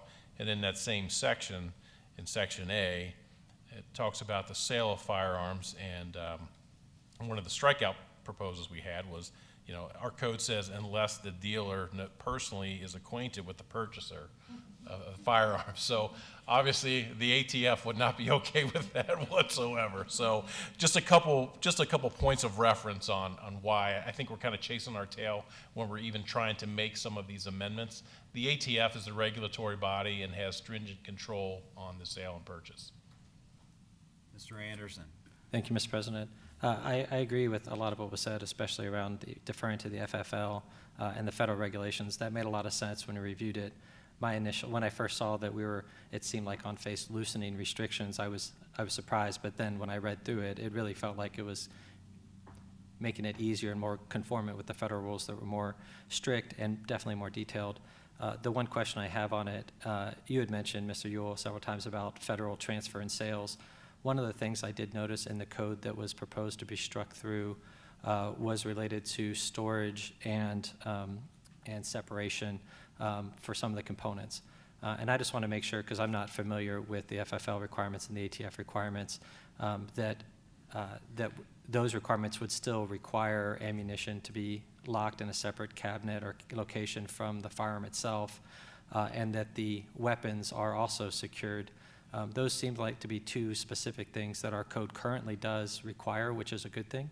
As long as the federal side covers that, that makes sense to me. But even the NRA says that the ammunition should be locked separate from the weapon at home. I don't know why we would do it differently in a store. So can we confirm that that is included in the current federal requirements? The FFL documentation is pretty lengthy. I haven't gone through it. Typically, the ATF does not govern how you store or secure in a retail establishment. They are more concerned with the actual sale and point of purchase and the qualifying person. So to answer your question, the business model that they're proposing is no different than any other retailer who sells both ammunition and firearms, that you could walk into a Cabela's or a Bass Pro or a Dick's Sporting Goods, or when Walmart sold firearms and ammunition, when Swallens was here back in the day and sold firearms and ammunition. So it's not any different than what any other retailer is doing. But was it locked? I didn't shop for a lot of guns at Swallens. I was too young when it was here. But I know at Walmart it was in a separate cabinet behind the shelf, and I know some of the weapons were locked and you needed an associate to get them down if you wanted to examine it. Mr. Hawkins had asked the question, or I heard him ask the question of what would be more stringent here. I agree the FFL for the transfer and sales makes a lot of sense. What I'd be concerned about if we strike the whole thing is those additional controls, because I think in Springdale, I think we can say, hey, let's take that extra second to make sure those weapons are secured from the ammunition. If it's part of the safe practices as the federal requirements, that's fine. If it's not, I do think we should retain that section to make sure that we're taking that extra step to secure the ammunition from the weapons.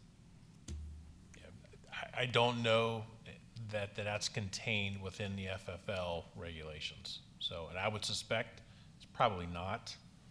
Right, but we don't have to decide that tonight, right, especially if we're considering changing the amendment anyway.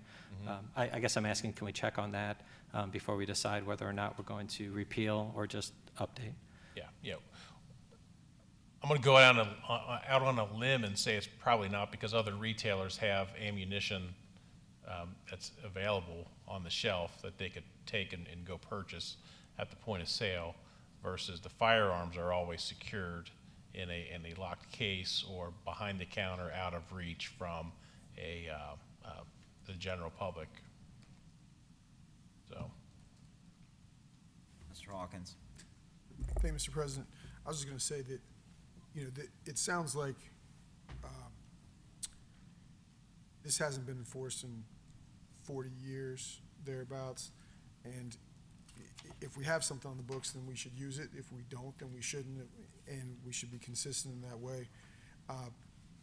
There may be, if the whole thing is struck, there still could be some other means to address some of those concerns with a separate ordinance, if that was what council wanted to go through and do in terms of securing ammunition. Are you referring to securing ammunition in a locked? So in the section, we're talking about striking the 117.02. The one of the sections that is in the strike through in the appendix, currently that section, it's one of the few things that's called out as a rule that's not related to the sale or transfer. There is a little bit of language about storage and location. It talks about securing long arms and shorter, small arms separately, and they have different requirements. The proposed amendment from Rules and Law struck those out, only kept the secured section for long arms, that they need to be secured in some manner without necessarily lock. And it also struck through the requirement that is currently in the code of ammunition being stored separately and locked from the weapon. That's in that same section that we're talking about updating Chapter 117, which right now it's on the books. I'm surprised we're not enforcing it. This is the first I've heard that we haven't been. Yeah, and it's specific to revolver ammunition. Yes. So, I mean, it's so, when you look at the calibers for revolver ammunition versus a semi-automatic handgun, right, they can be similar, but they can be different. Well, I agree it needs to be updated, and it's clear that it hasn't been enforced. I'm just saying if we're going to take away something and there's a piece there that is still in the interest of public safety, we should do that. I mean, this is something the NRA even says should be done if you're storing weapons separate from the ammunition. So I'm just asking that we treat the stores the same way, which is not what we're proposing tonight. Correct. And I think the NRA is specific to home storage, home safety, and whatever else. Retailers, obviously, it's a little bit different. I understand your concern 100%. As a former law enforcement officer, I get it 100%. But what they're proposing to do is no different than any other retailer. I understand that. I was just thinking back to the knife incident we had at Target, right? If that was at Walmart and there were guns, when the police engaged a person that was struggling and had a knife out and was threatening people, if that was in front of a gun case, that extra time to have a separation between the weapon and the ammunition would make a difference. In a home, I can secure who's even coming into the home. In a retail establishment, anybody can go in there, so it seems like it should be more secure, not less.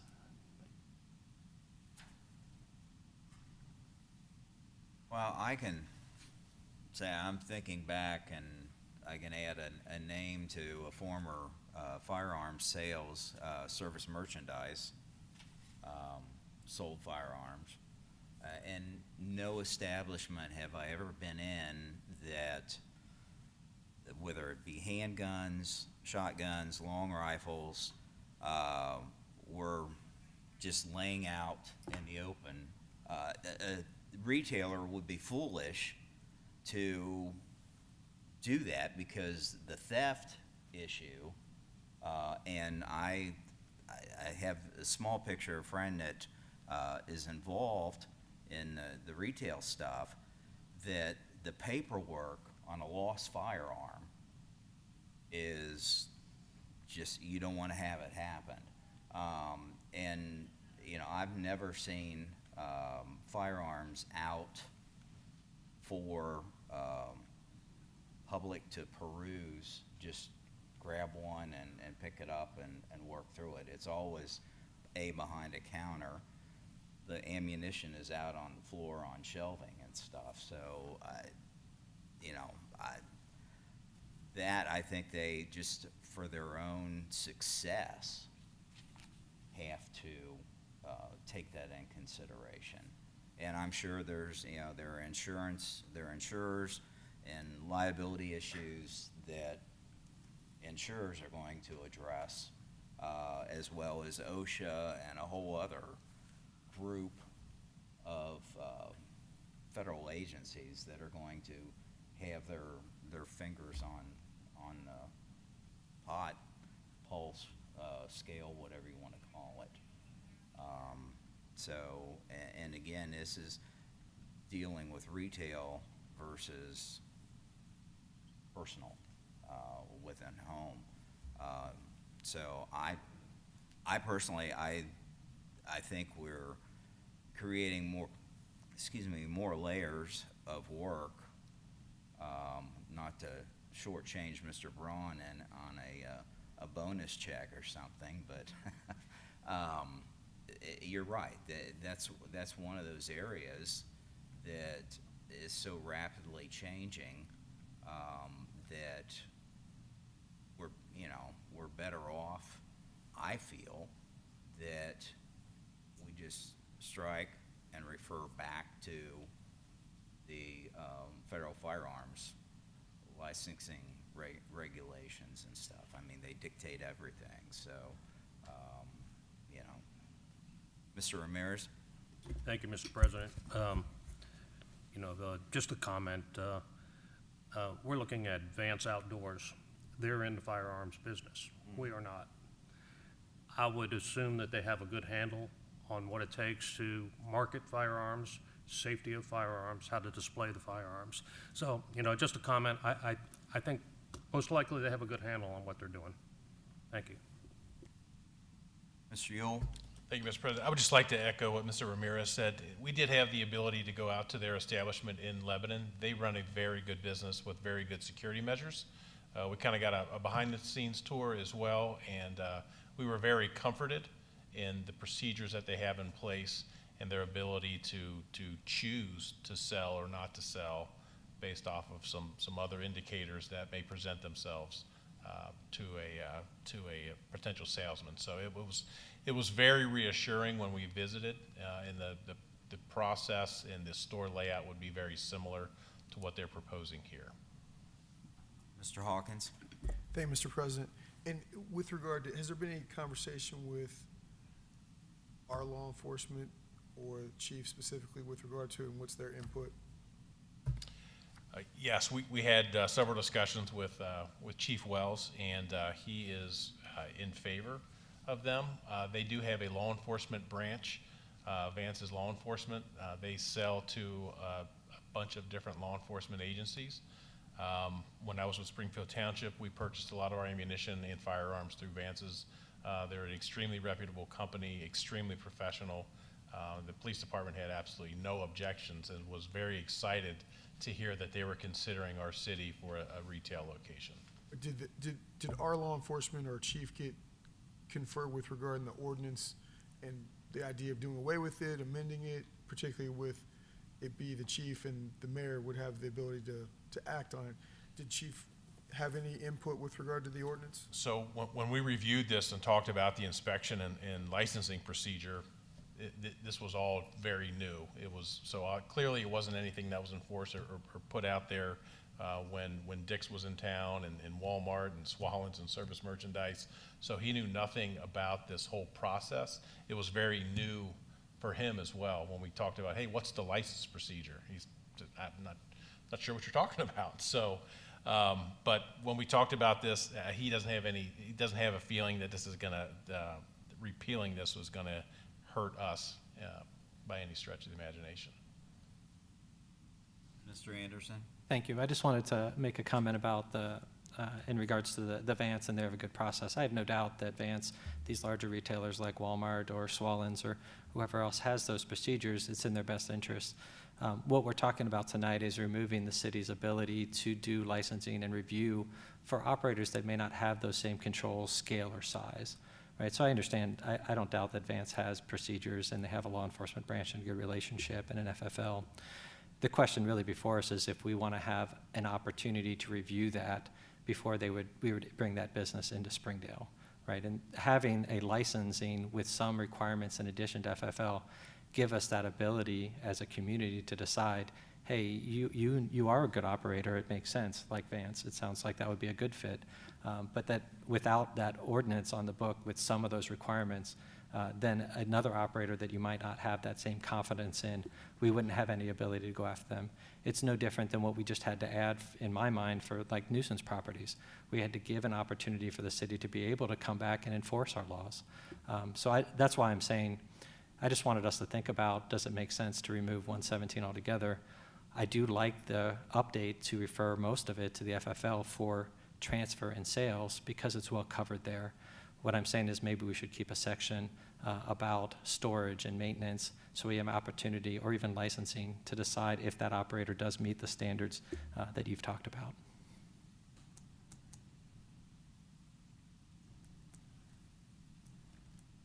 Do you have, is there another ordinance to complete appeal or repeal?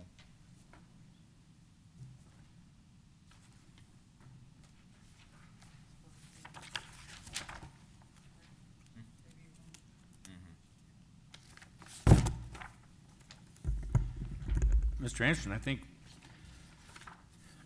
there are two different issues here. Number one, we may want some things up front, but I think the idea of us reviewing it annually is what is really a showstopper for them coming into the city. We're not going to subject ourselves to a yearly review or the whim of the mayor or the whim of the police chief that you can just revoke our license. So I think if there's some things that we could do up front, I think maybe they would agree with those, as long as they're not too onerous and more in line with what the federal government's already making them do. I can't imagine they would object to that. Oh, and I agree with that. I think that makes a lot of sense. I understand why they were concerned when I read the section. It's tough to build a business when there's two people that could just arbitrarily or make that change. I totally understand, and I still agree that updating to FFL and deferring for transfer and sales makes sense, but I would hate to lose the opportunity to have a review at some point of that initial license to make sure that it's a good operator like Vance. We don't have to do it in this, right? If it makes sense to repeal it or adjust it today and then come back and do that so that we can give confidence to this business to come back into Springdale, I understand that. That makes sense, but I just don't want to lose sight of the fact that right now we have an ability to make a statement for these types of businesses that have a lot of public interest and make a decision. So, thank you.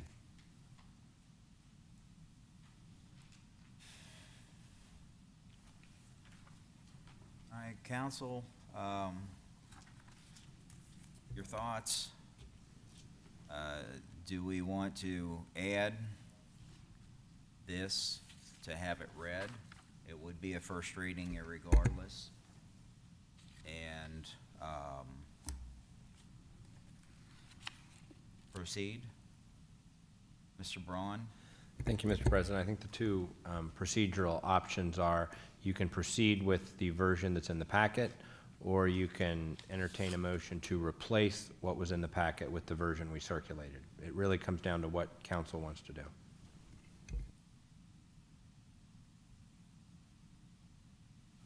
Council, what say ye?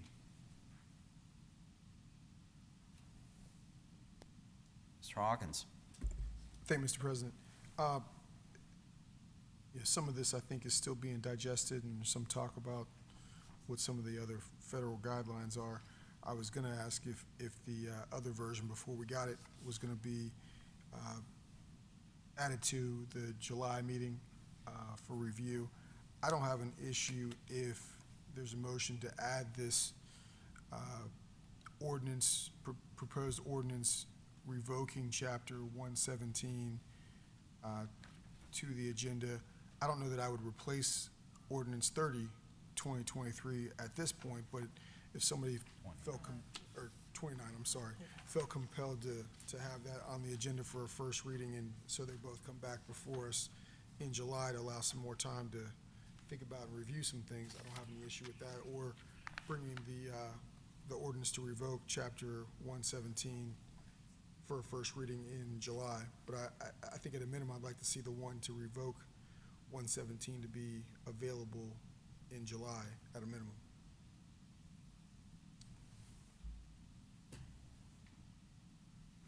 Ms. Weisskopf.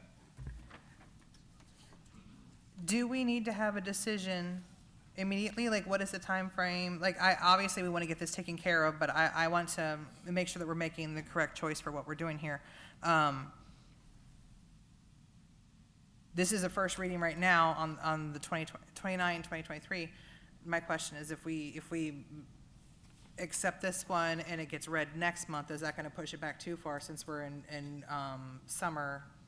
Because then it will be actually August by the time we vote on it. So I just want to make sure that this is keeping in the time frame. Not only that, it wouldn't go into effect until September. So it wouldn't go into effect until September, correct? If we have the first reading in July, you guys pass it in August, it would go into effect 30 days after that, unless you put an emergency clause on it. Okay. That's what I just asked Brian, what is he, if he knows what the timing Yes, of the that's Vance people. what I was wanting to know, the timing, so I know if this is something that needs to be done by next month, or is this something that can wait to vote on August? Mr. Yule. Thank you, Mr. President. Right now, they are waiting on action or no action from council before they can enter into a lease. So obviously, they're wanting something sooner than later. You know, our conversations with them, they were understanding that this is not an overnight process, so they're well aware of that. But they're in negotiations, obviously, with the building owner to enter into a 10-year lease. But the way our code is written, their counsel has advised them that that would not be something that they would advise engaging into. Mr. Hawkins. Thank you, Mr. President. Mr. Braun, is the next ordinance number going to be 3031, 2023? So, council, I make a motion to amend the agenda and add ordinance number 31, 2023, an ordinance revoking Chapter 117 of the Springdale Code of Ordinances governing firearm sales in the city of Springdale, Ohio, for the agenda for a first reading tonight, so as to make sure that we are able to make a decision, whatever we're going to do, come the July meeting, if council is so inclined at that time. Second. Motion second, discussion. All right, Ms. McNear, poll council on the addition of ordinance number 31, 2023. Mr. Hawkins? Aye. Mrs. Sullivan Weisskopf? Aye. Mr. Anderson? Aye. Mrs. Gantos? Aye. Mr. Jacobs? Aye. Mr. Ramirez? Aye. Mr. Vanover? Aye. The motion to add ordinance 31, 2023 passes with 7 affirmative votes. So, Ms. McNear, when you're ready. Ordinance number 31, 2023, an ordinance revoking Chapter 117 of the Springdale Code of Ordinances governing firearm sales in the city of Springdale. Whereas the city of Springdale, the city has previously adopted Chapter 117 of the Springdale Code of Ordinances related to the sale of firearms in the city. And whereas as a result of other more stringent and updated regulations that already exist at the state and federal level regarding the purchase of sale of firearms, as well as federal licensing requirements, the city seeks to revoke Chapter 117 in favor of these other requirements already in existence. Now therefore, be it ordained by the council of the city of Springdale, Ohio, members elected thereto concurring. Section 1, Chapter 117 of the Springdale Code of Ordinances is hereby revoked.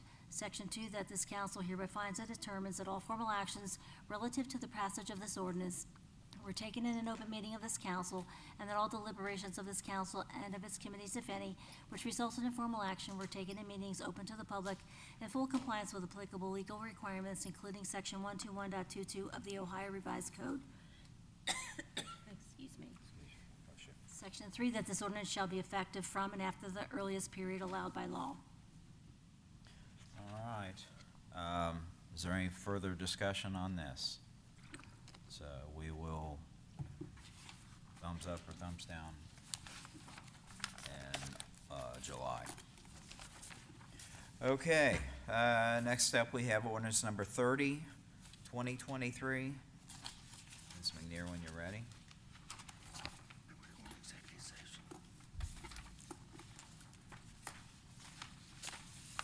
Ordinance number 30, 2023, an ordinance authorizing the acceptance of Dorothy Lane, Volker Alley, and Maxey Lane, and other public improvements associated with the Spring Rose Meadows subdivision.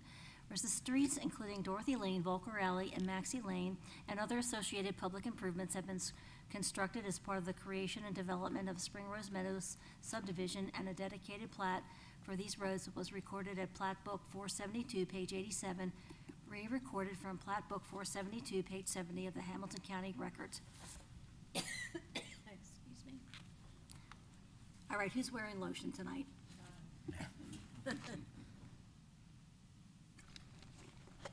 Whereas the public improvements have been reviewed by the city engineer and are now complete and ready to be transferred and accepted by the city of Springdale, the city. Now therefore be it ordained by the council of the city of Springdale, Ohio, members elected thereto concurring. Section 1, the city of Springdale. Lawrence, you're on. I was waiting for a tag. Section 1, the City of Springdale City Council, further known as council, finds that the dedication to public use of either the fee simple ownership of easements in Dorothy Lane, Volker Alley, and Maxey Lane, such roads being more particularly described on Exhibit A attached hereto and incorporated herein, and other public improvements as set forth in Spring Rose Meadows subdivision plat, recorded at Plat Book 472, page 87, re-recorded from Plat Book 472, page 70 of the Hamilton County Records, are hereby accepted by the city. This acceptance does not include the eastern portion of Volker Alley east of Dorothy Lane, where right-of-way was not dedicated on the Spring Rose Meadows subdivision plat. Section 2, council hereby authorizes the mayor to execute any and all documents required in furtherance of such acceptance and dedication of the road and other public improvements by the city as detailed in the attached document.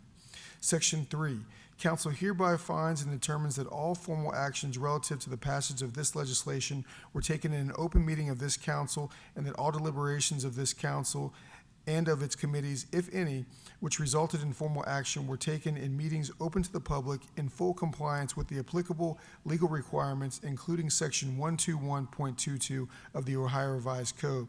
Section 4, this ordinance shall take effect on the earliest date allowed by law. All right, council, you've heard the reading of Ordinance 30, 2023. It is a first reading. Is there any discussion this evening? All right. Well, that concludes our ordinance. Mrs. Weisskopf. Oh, go ahead. Thank you. I move that we go into executive session pursuant to Ohio Revised Code 121.22G4 to review negotiations or bargain sessions with public employees concerning their compensation or other terms and conditions of their employment. I have a motion. Do we have a second? Second. Do we anticipate any action coming out? Yes. Okay. Any discussion going into? All right, Ms. McNear, your poll councilman going to executive session. Mrs. Sullivan Weisskopf? Aye. Mrs. Santos? Mr. Anderson? Aye. Mr. Hawkins? Aye. Mr. Jacobs? Aye. Mr. Ramirez? Aye. Mr. Vanover? Aye. Council is in retire for executive session and will return.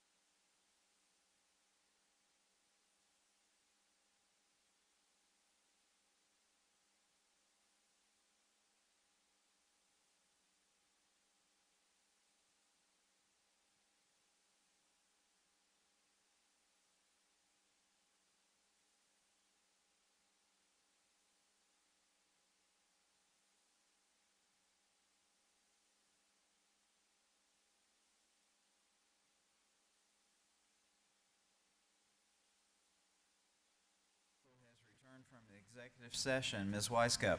Thank you, Mr. President. I would like to make a motion that we add ordinance number 28, 2023 to our agenda, please. It's an ordinance authorizing the mayor and clerk of council, finance director to enter into a collective bargaining agreement with the Fraternal Order of Police, Ohio Labor Council, representing the full-time corporals, sergeants, and lieutenants in the Springdale Police Department, and declaring an emergency. Second. Motion second, discussion.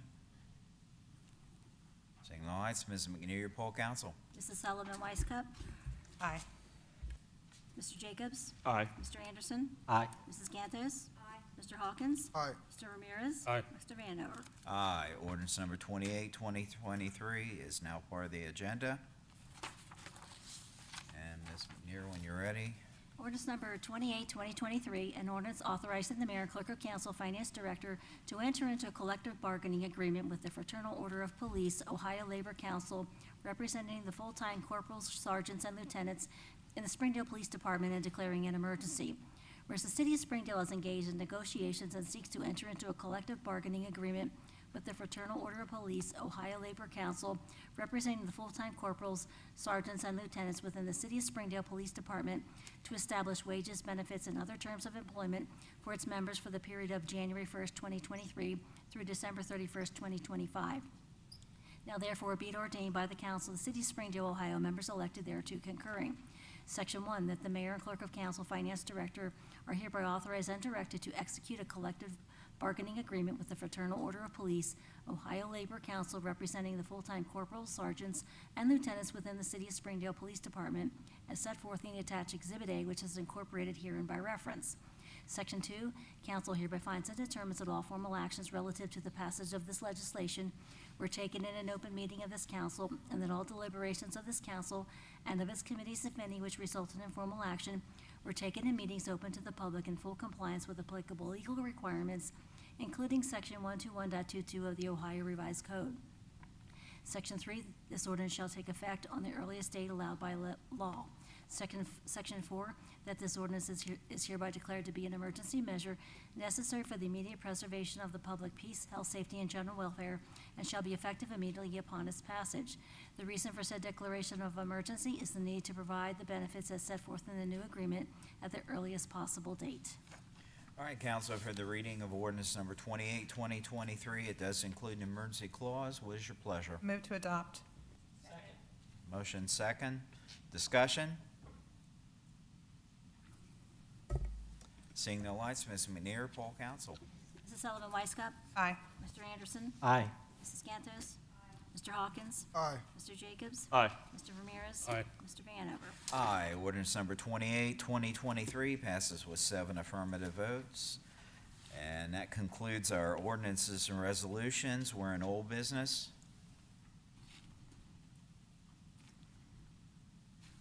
New business.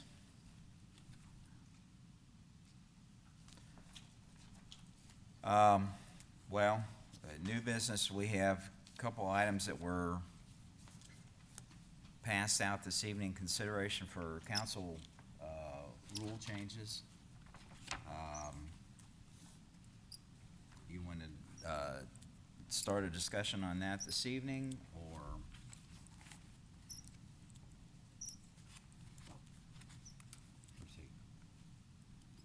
For the firearms changes or something? No. The communications and council response.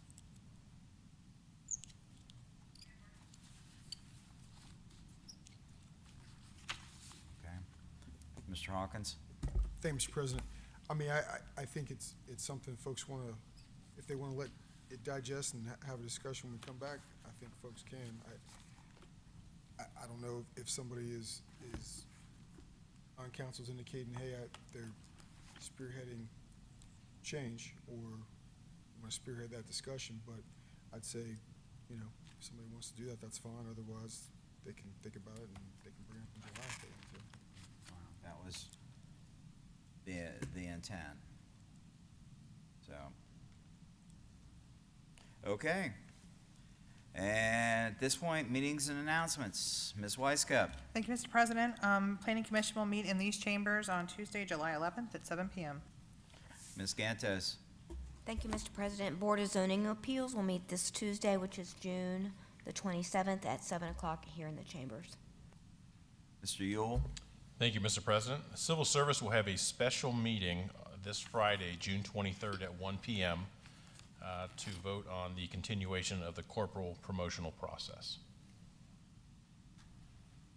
All right. With that, we're communications from the audience. Is there anybody in the audience like to address council?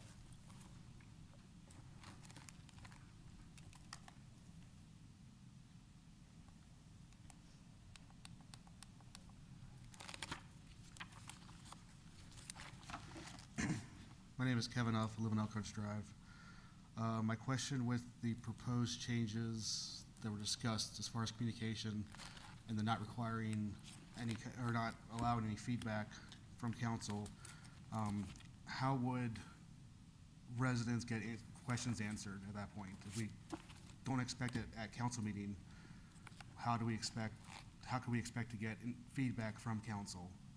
I've sent numerous emails and gotten very few replies. And I feel like this is one of the few avenues I have to discuss things.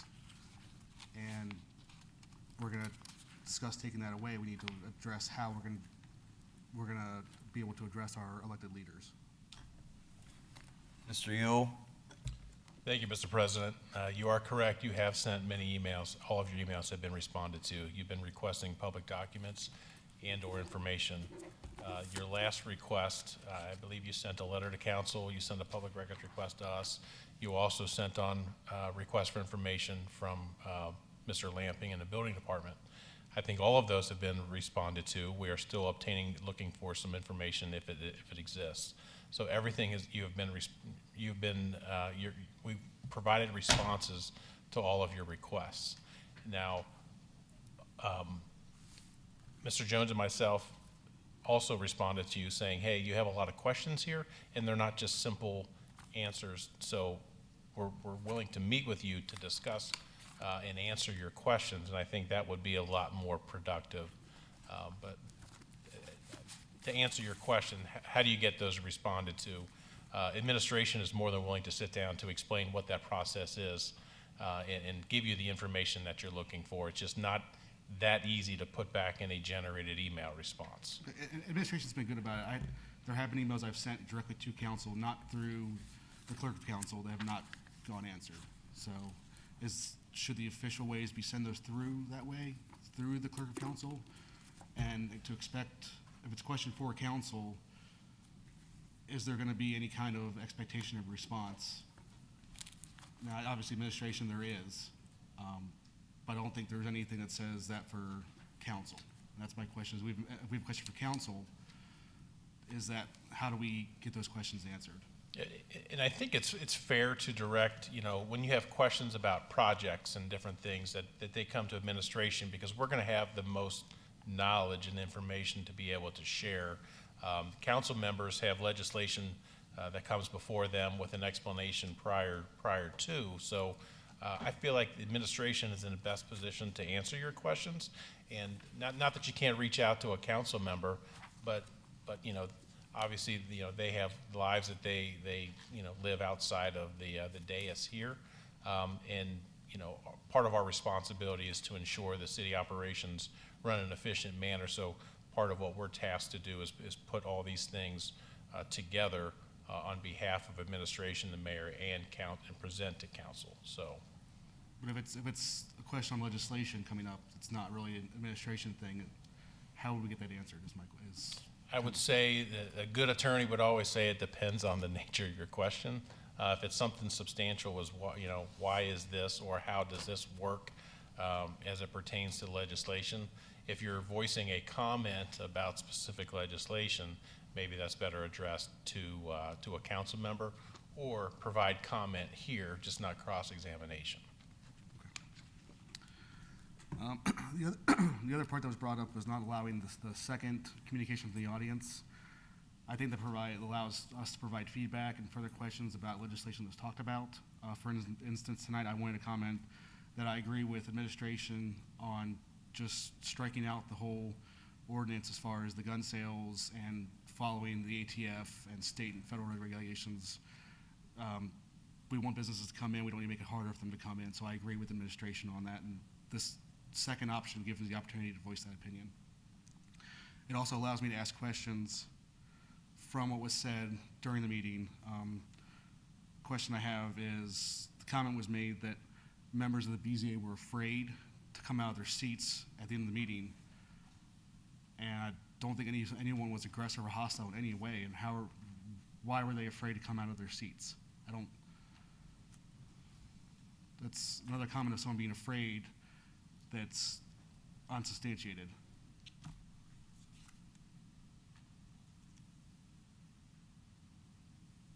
Okay, and my last thing is, despite what's being said, my thoughts are my own, my questions are my own. I'm not coached or prodded by anybody, and I'll be more happy to share my phone, my Facebook, anything anyone wants to see to prove that my thoughts are my own. To tell me that I am a puppet is ridiculous. I'm a grown man, I can think for myself. Mr. Hawkins? Thank you. So, Kevin, here's the main thing. I think some of this, when we had this discussion, it's been a couple months. Some of it has not been fully kept in the context. When I stated that there's some places, like Princeton, that have policies, written or unwritten, with regard to not directly addressing questions that come before them at a board meeting, it's not that that question never gets answered. It's more about on the spot. So what I was saying is there's times when someone may come up and ask a question, and there may be something that information is readily at hand or known because it's something somebody was researched and talked about, either by an elected official or the administration. But there's a lot of times where someone needs to think about it. And so the idea would be that someone should not necessarily expect they're going to get an answer that day or that night. What happens a lot of times, and if you go back and you look at some minutes or videos, you may see someone that comes in, talks about speeding or fire hydrants or litter or whatever, and there may be something where neither your elected officials nor administration is prepared to be able to address that situation then, and usually the next meeting, or sometimes it takes 2 meetings to get the information, usually spontaneously that issue gets referenced in old business, or if it's connected to one of the committee reports, it may be brought up. So I don't want you or anybody to think the idea of either a written or unwritten policy saying, hey, don't expect an answer, means don't expect an answer ever. It means you may not get an answer that night when that question's asked because people have to gather information. There was one situation that happened years ago where someone came in and was talking about a situation, and I think it's fair to say most people on the dais felt a lot of sympathy, felt like there needed to be some action taken on that situation. When that matter was reviewed further, it turned out that that situation was completely different than what was reiterated at the meeting. So, but those things are going to get looked at. If you come forward and you say something, and there have been many instances of folks coming through and have a comment, concern, you may not get that answer at that point, but it's going to be addressed, and sometimes it spontaneously will be referenced. Sometimes that the administration or somebody from council may reach out to that person. Usually if it's something you come to us with, the administration or someone's going to reach back out and say, hey, Mr. Huff, you asked about having 14 chickens on less than an acre property. Hey, this is what you can and can't do, that kind of thing. So sometimes it's public, sometimes they get back to you. But that's what I meant by that. Not that you can come up and ask questions and no one's going to bother to answer you. Your elected officials, we're here. You know, if you call me and say, Lawrence, why'd you vote for this? Or Lawrence, what are you thinking about for this thing coming up I see on the agenda? I'm happy to have that conversation with you or anybody else. But that's what I mean by that, is sometimes we may not be in the position to answer that question right then. Go ahead. And I understand that, and I'm not looking for you to make policy announcements through questions here. I haven't experienced that level of feedback on a lot of the questions I've asked. I understand I've asked tough questions of administration, of council, but I haven't experienced that level of feedback, and that's my concern, is are we not going to answer tough questions, and how do we get those answers? That's just my thought. Mr. Anderson? Thank you, Mr. President. I did want to, I agree with everything Mr. Hawkins just said about getting responses and from the well. It is very difficult when people come in and there's not a level of contact beforehand. I didn't know what questions you're going to ask tonight, and you usually come with a lot of detailed questions, and it sounds like they're being addressed, which is good. I did want to react to the statement about how do you connect with your elected officials or council. All of our email addresses are online, and I know you know that, but just so everyone knows, you can contact us either through email. Our phone numbers are out there. They're in the newsletter. But what people need to understand is our communication styles may be different, right? Some people may want more time to deliberate or refer back or talk with administration, or if it's a detailed question, they need to do some research themselves. Some people like to respond with emails. Some people like to have a phone conversation or an in-person conversation. I know we've had all of the above as you've had questions, and I always try to meet people where they are. So if somebody sends me an email, I respond back. If somebody sends me a social media question, I respond back over social media. If somebody stops me in the hall, I'll answer and talk to them in the hall. But that's really up to each elected official. So that's what I do. I have the time for that. I don't mind doing it. But I don't know that it's fair to expect that level of responsiveness on the spot every time. So just understand that. I think it felt a little bit unfair to say we're not responding. I think in general, people do. I know everybody up here has best interest in mind. It just, sometimes they can't always respond on the spot, and it can be frustrating. It's frustrating for us too when you ask detailed questions, we don't have the answer because we want to tell you. Or the questions about BZA, like I'd love to get into it, but it's not responsible and I don't have all the facts, and it could actually make things more difficult. It's the same reason I haven't responded to some of the feedback about how those meetings have been orchestrated or dealt with, because it makes it more difficult for us to conduct the business of the city sometimes to do that in a public forum. So what I'm telling you is if you have questions, or if anyone has questions, I know I'm available, and I'm sure everyone else on the dais would say the same thing. You just got to give us a little bit of space to be able to respond when we can.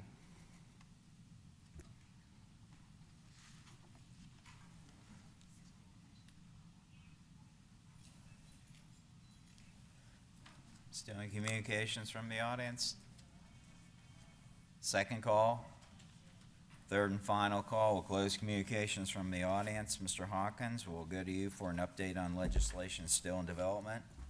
Thank you, Mr. President. As you review your internal memorandum, item number 1 was addressed with ordinance number 30-2023, an ordinance authorizing the acceptance of Dorothy Lane, Valkyrie Alley, and Maxey Lane and other public improvements associated with the Spring Rose Meadows subdivision, and that was a first reading. Item number 2 was addressed with ordinance number 28-2023, an ordinance authorizing the mayor and clerk of council finance director to enter into a collective bargaining agreement with the Fraternal Order of Police, Ohio Labor Council, representing the full-time corporals, sergeants, and lieutenants in the Springdale Police Department, and declaring an emergency, and that passed the 7-0 vote. Item number 3 was addressed with ordinance number 29-2023, an ordinance amending chapter 117 of the Springdale Code of Ordinances governing firearm sales in the city of Springdale, Ohio. Ordinance number 31-2023, and that was the first reading. Ordinance number 31-2023, an ordinance revoking chapter 117 of the Springdale Code of Ordinances governing firearm sales in the city of Springdale, was also a first reading. All other matters were forthcoming. Okay, stand with Mr. Hawkins, a recap of legislative items requested for next council meeting. There's a second reading for ordinance number 30-2023, an ordinance authorizing the acceptance of Dorothy Lane, Valkyrie Alley, and Maxey Lane and other public improvements associated with Spring Rose Meadows subdivision. There's also a second reading for ordinance number 29-2023, an ordinance amending chapter 117 of the Springdale Code of Ordinances governing firearm sales in the city of Springdale. There's also a second reading for ordinance number 31-2023, an ordinance revoking chapter 117 of the Springdale Code of Ordinances governing firearm sales in the city of Springdale. There's a request for an ordinance authorizing contributions to certain health accounts of full-time employees of the city of Springdale related to city's health insurance plan and declaring an emergency. There's also a resolution adopting the next 2024 tax budget of the city of Springdale for the year January 1st, 2024 through December 31st of 2024. And that's it unless there's anything else from council or the administration. Administration, we good? All right. We have item 17, well, 17. Move to adjourn. Second? Yeah. Council's adjourned.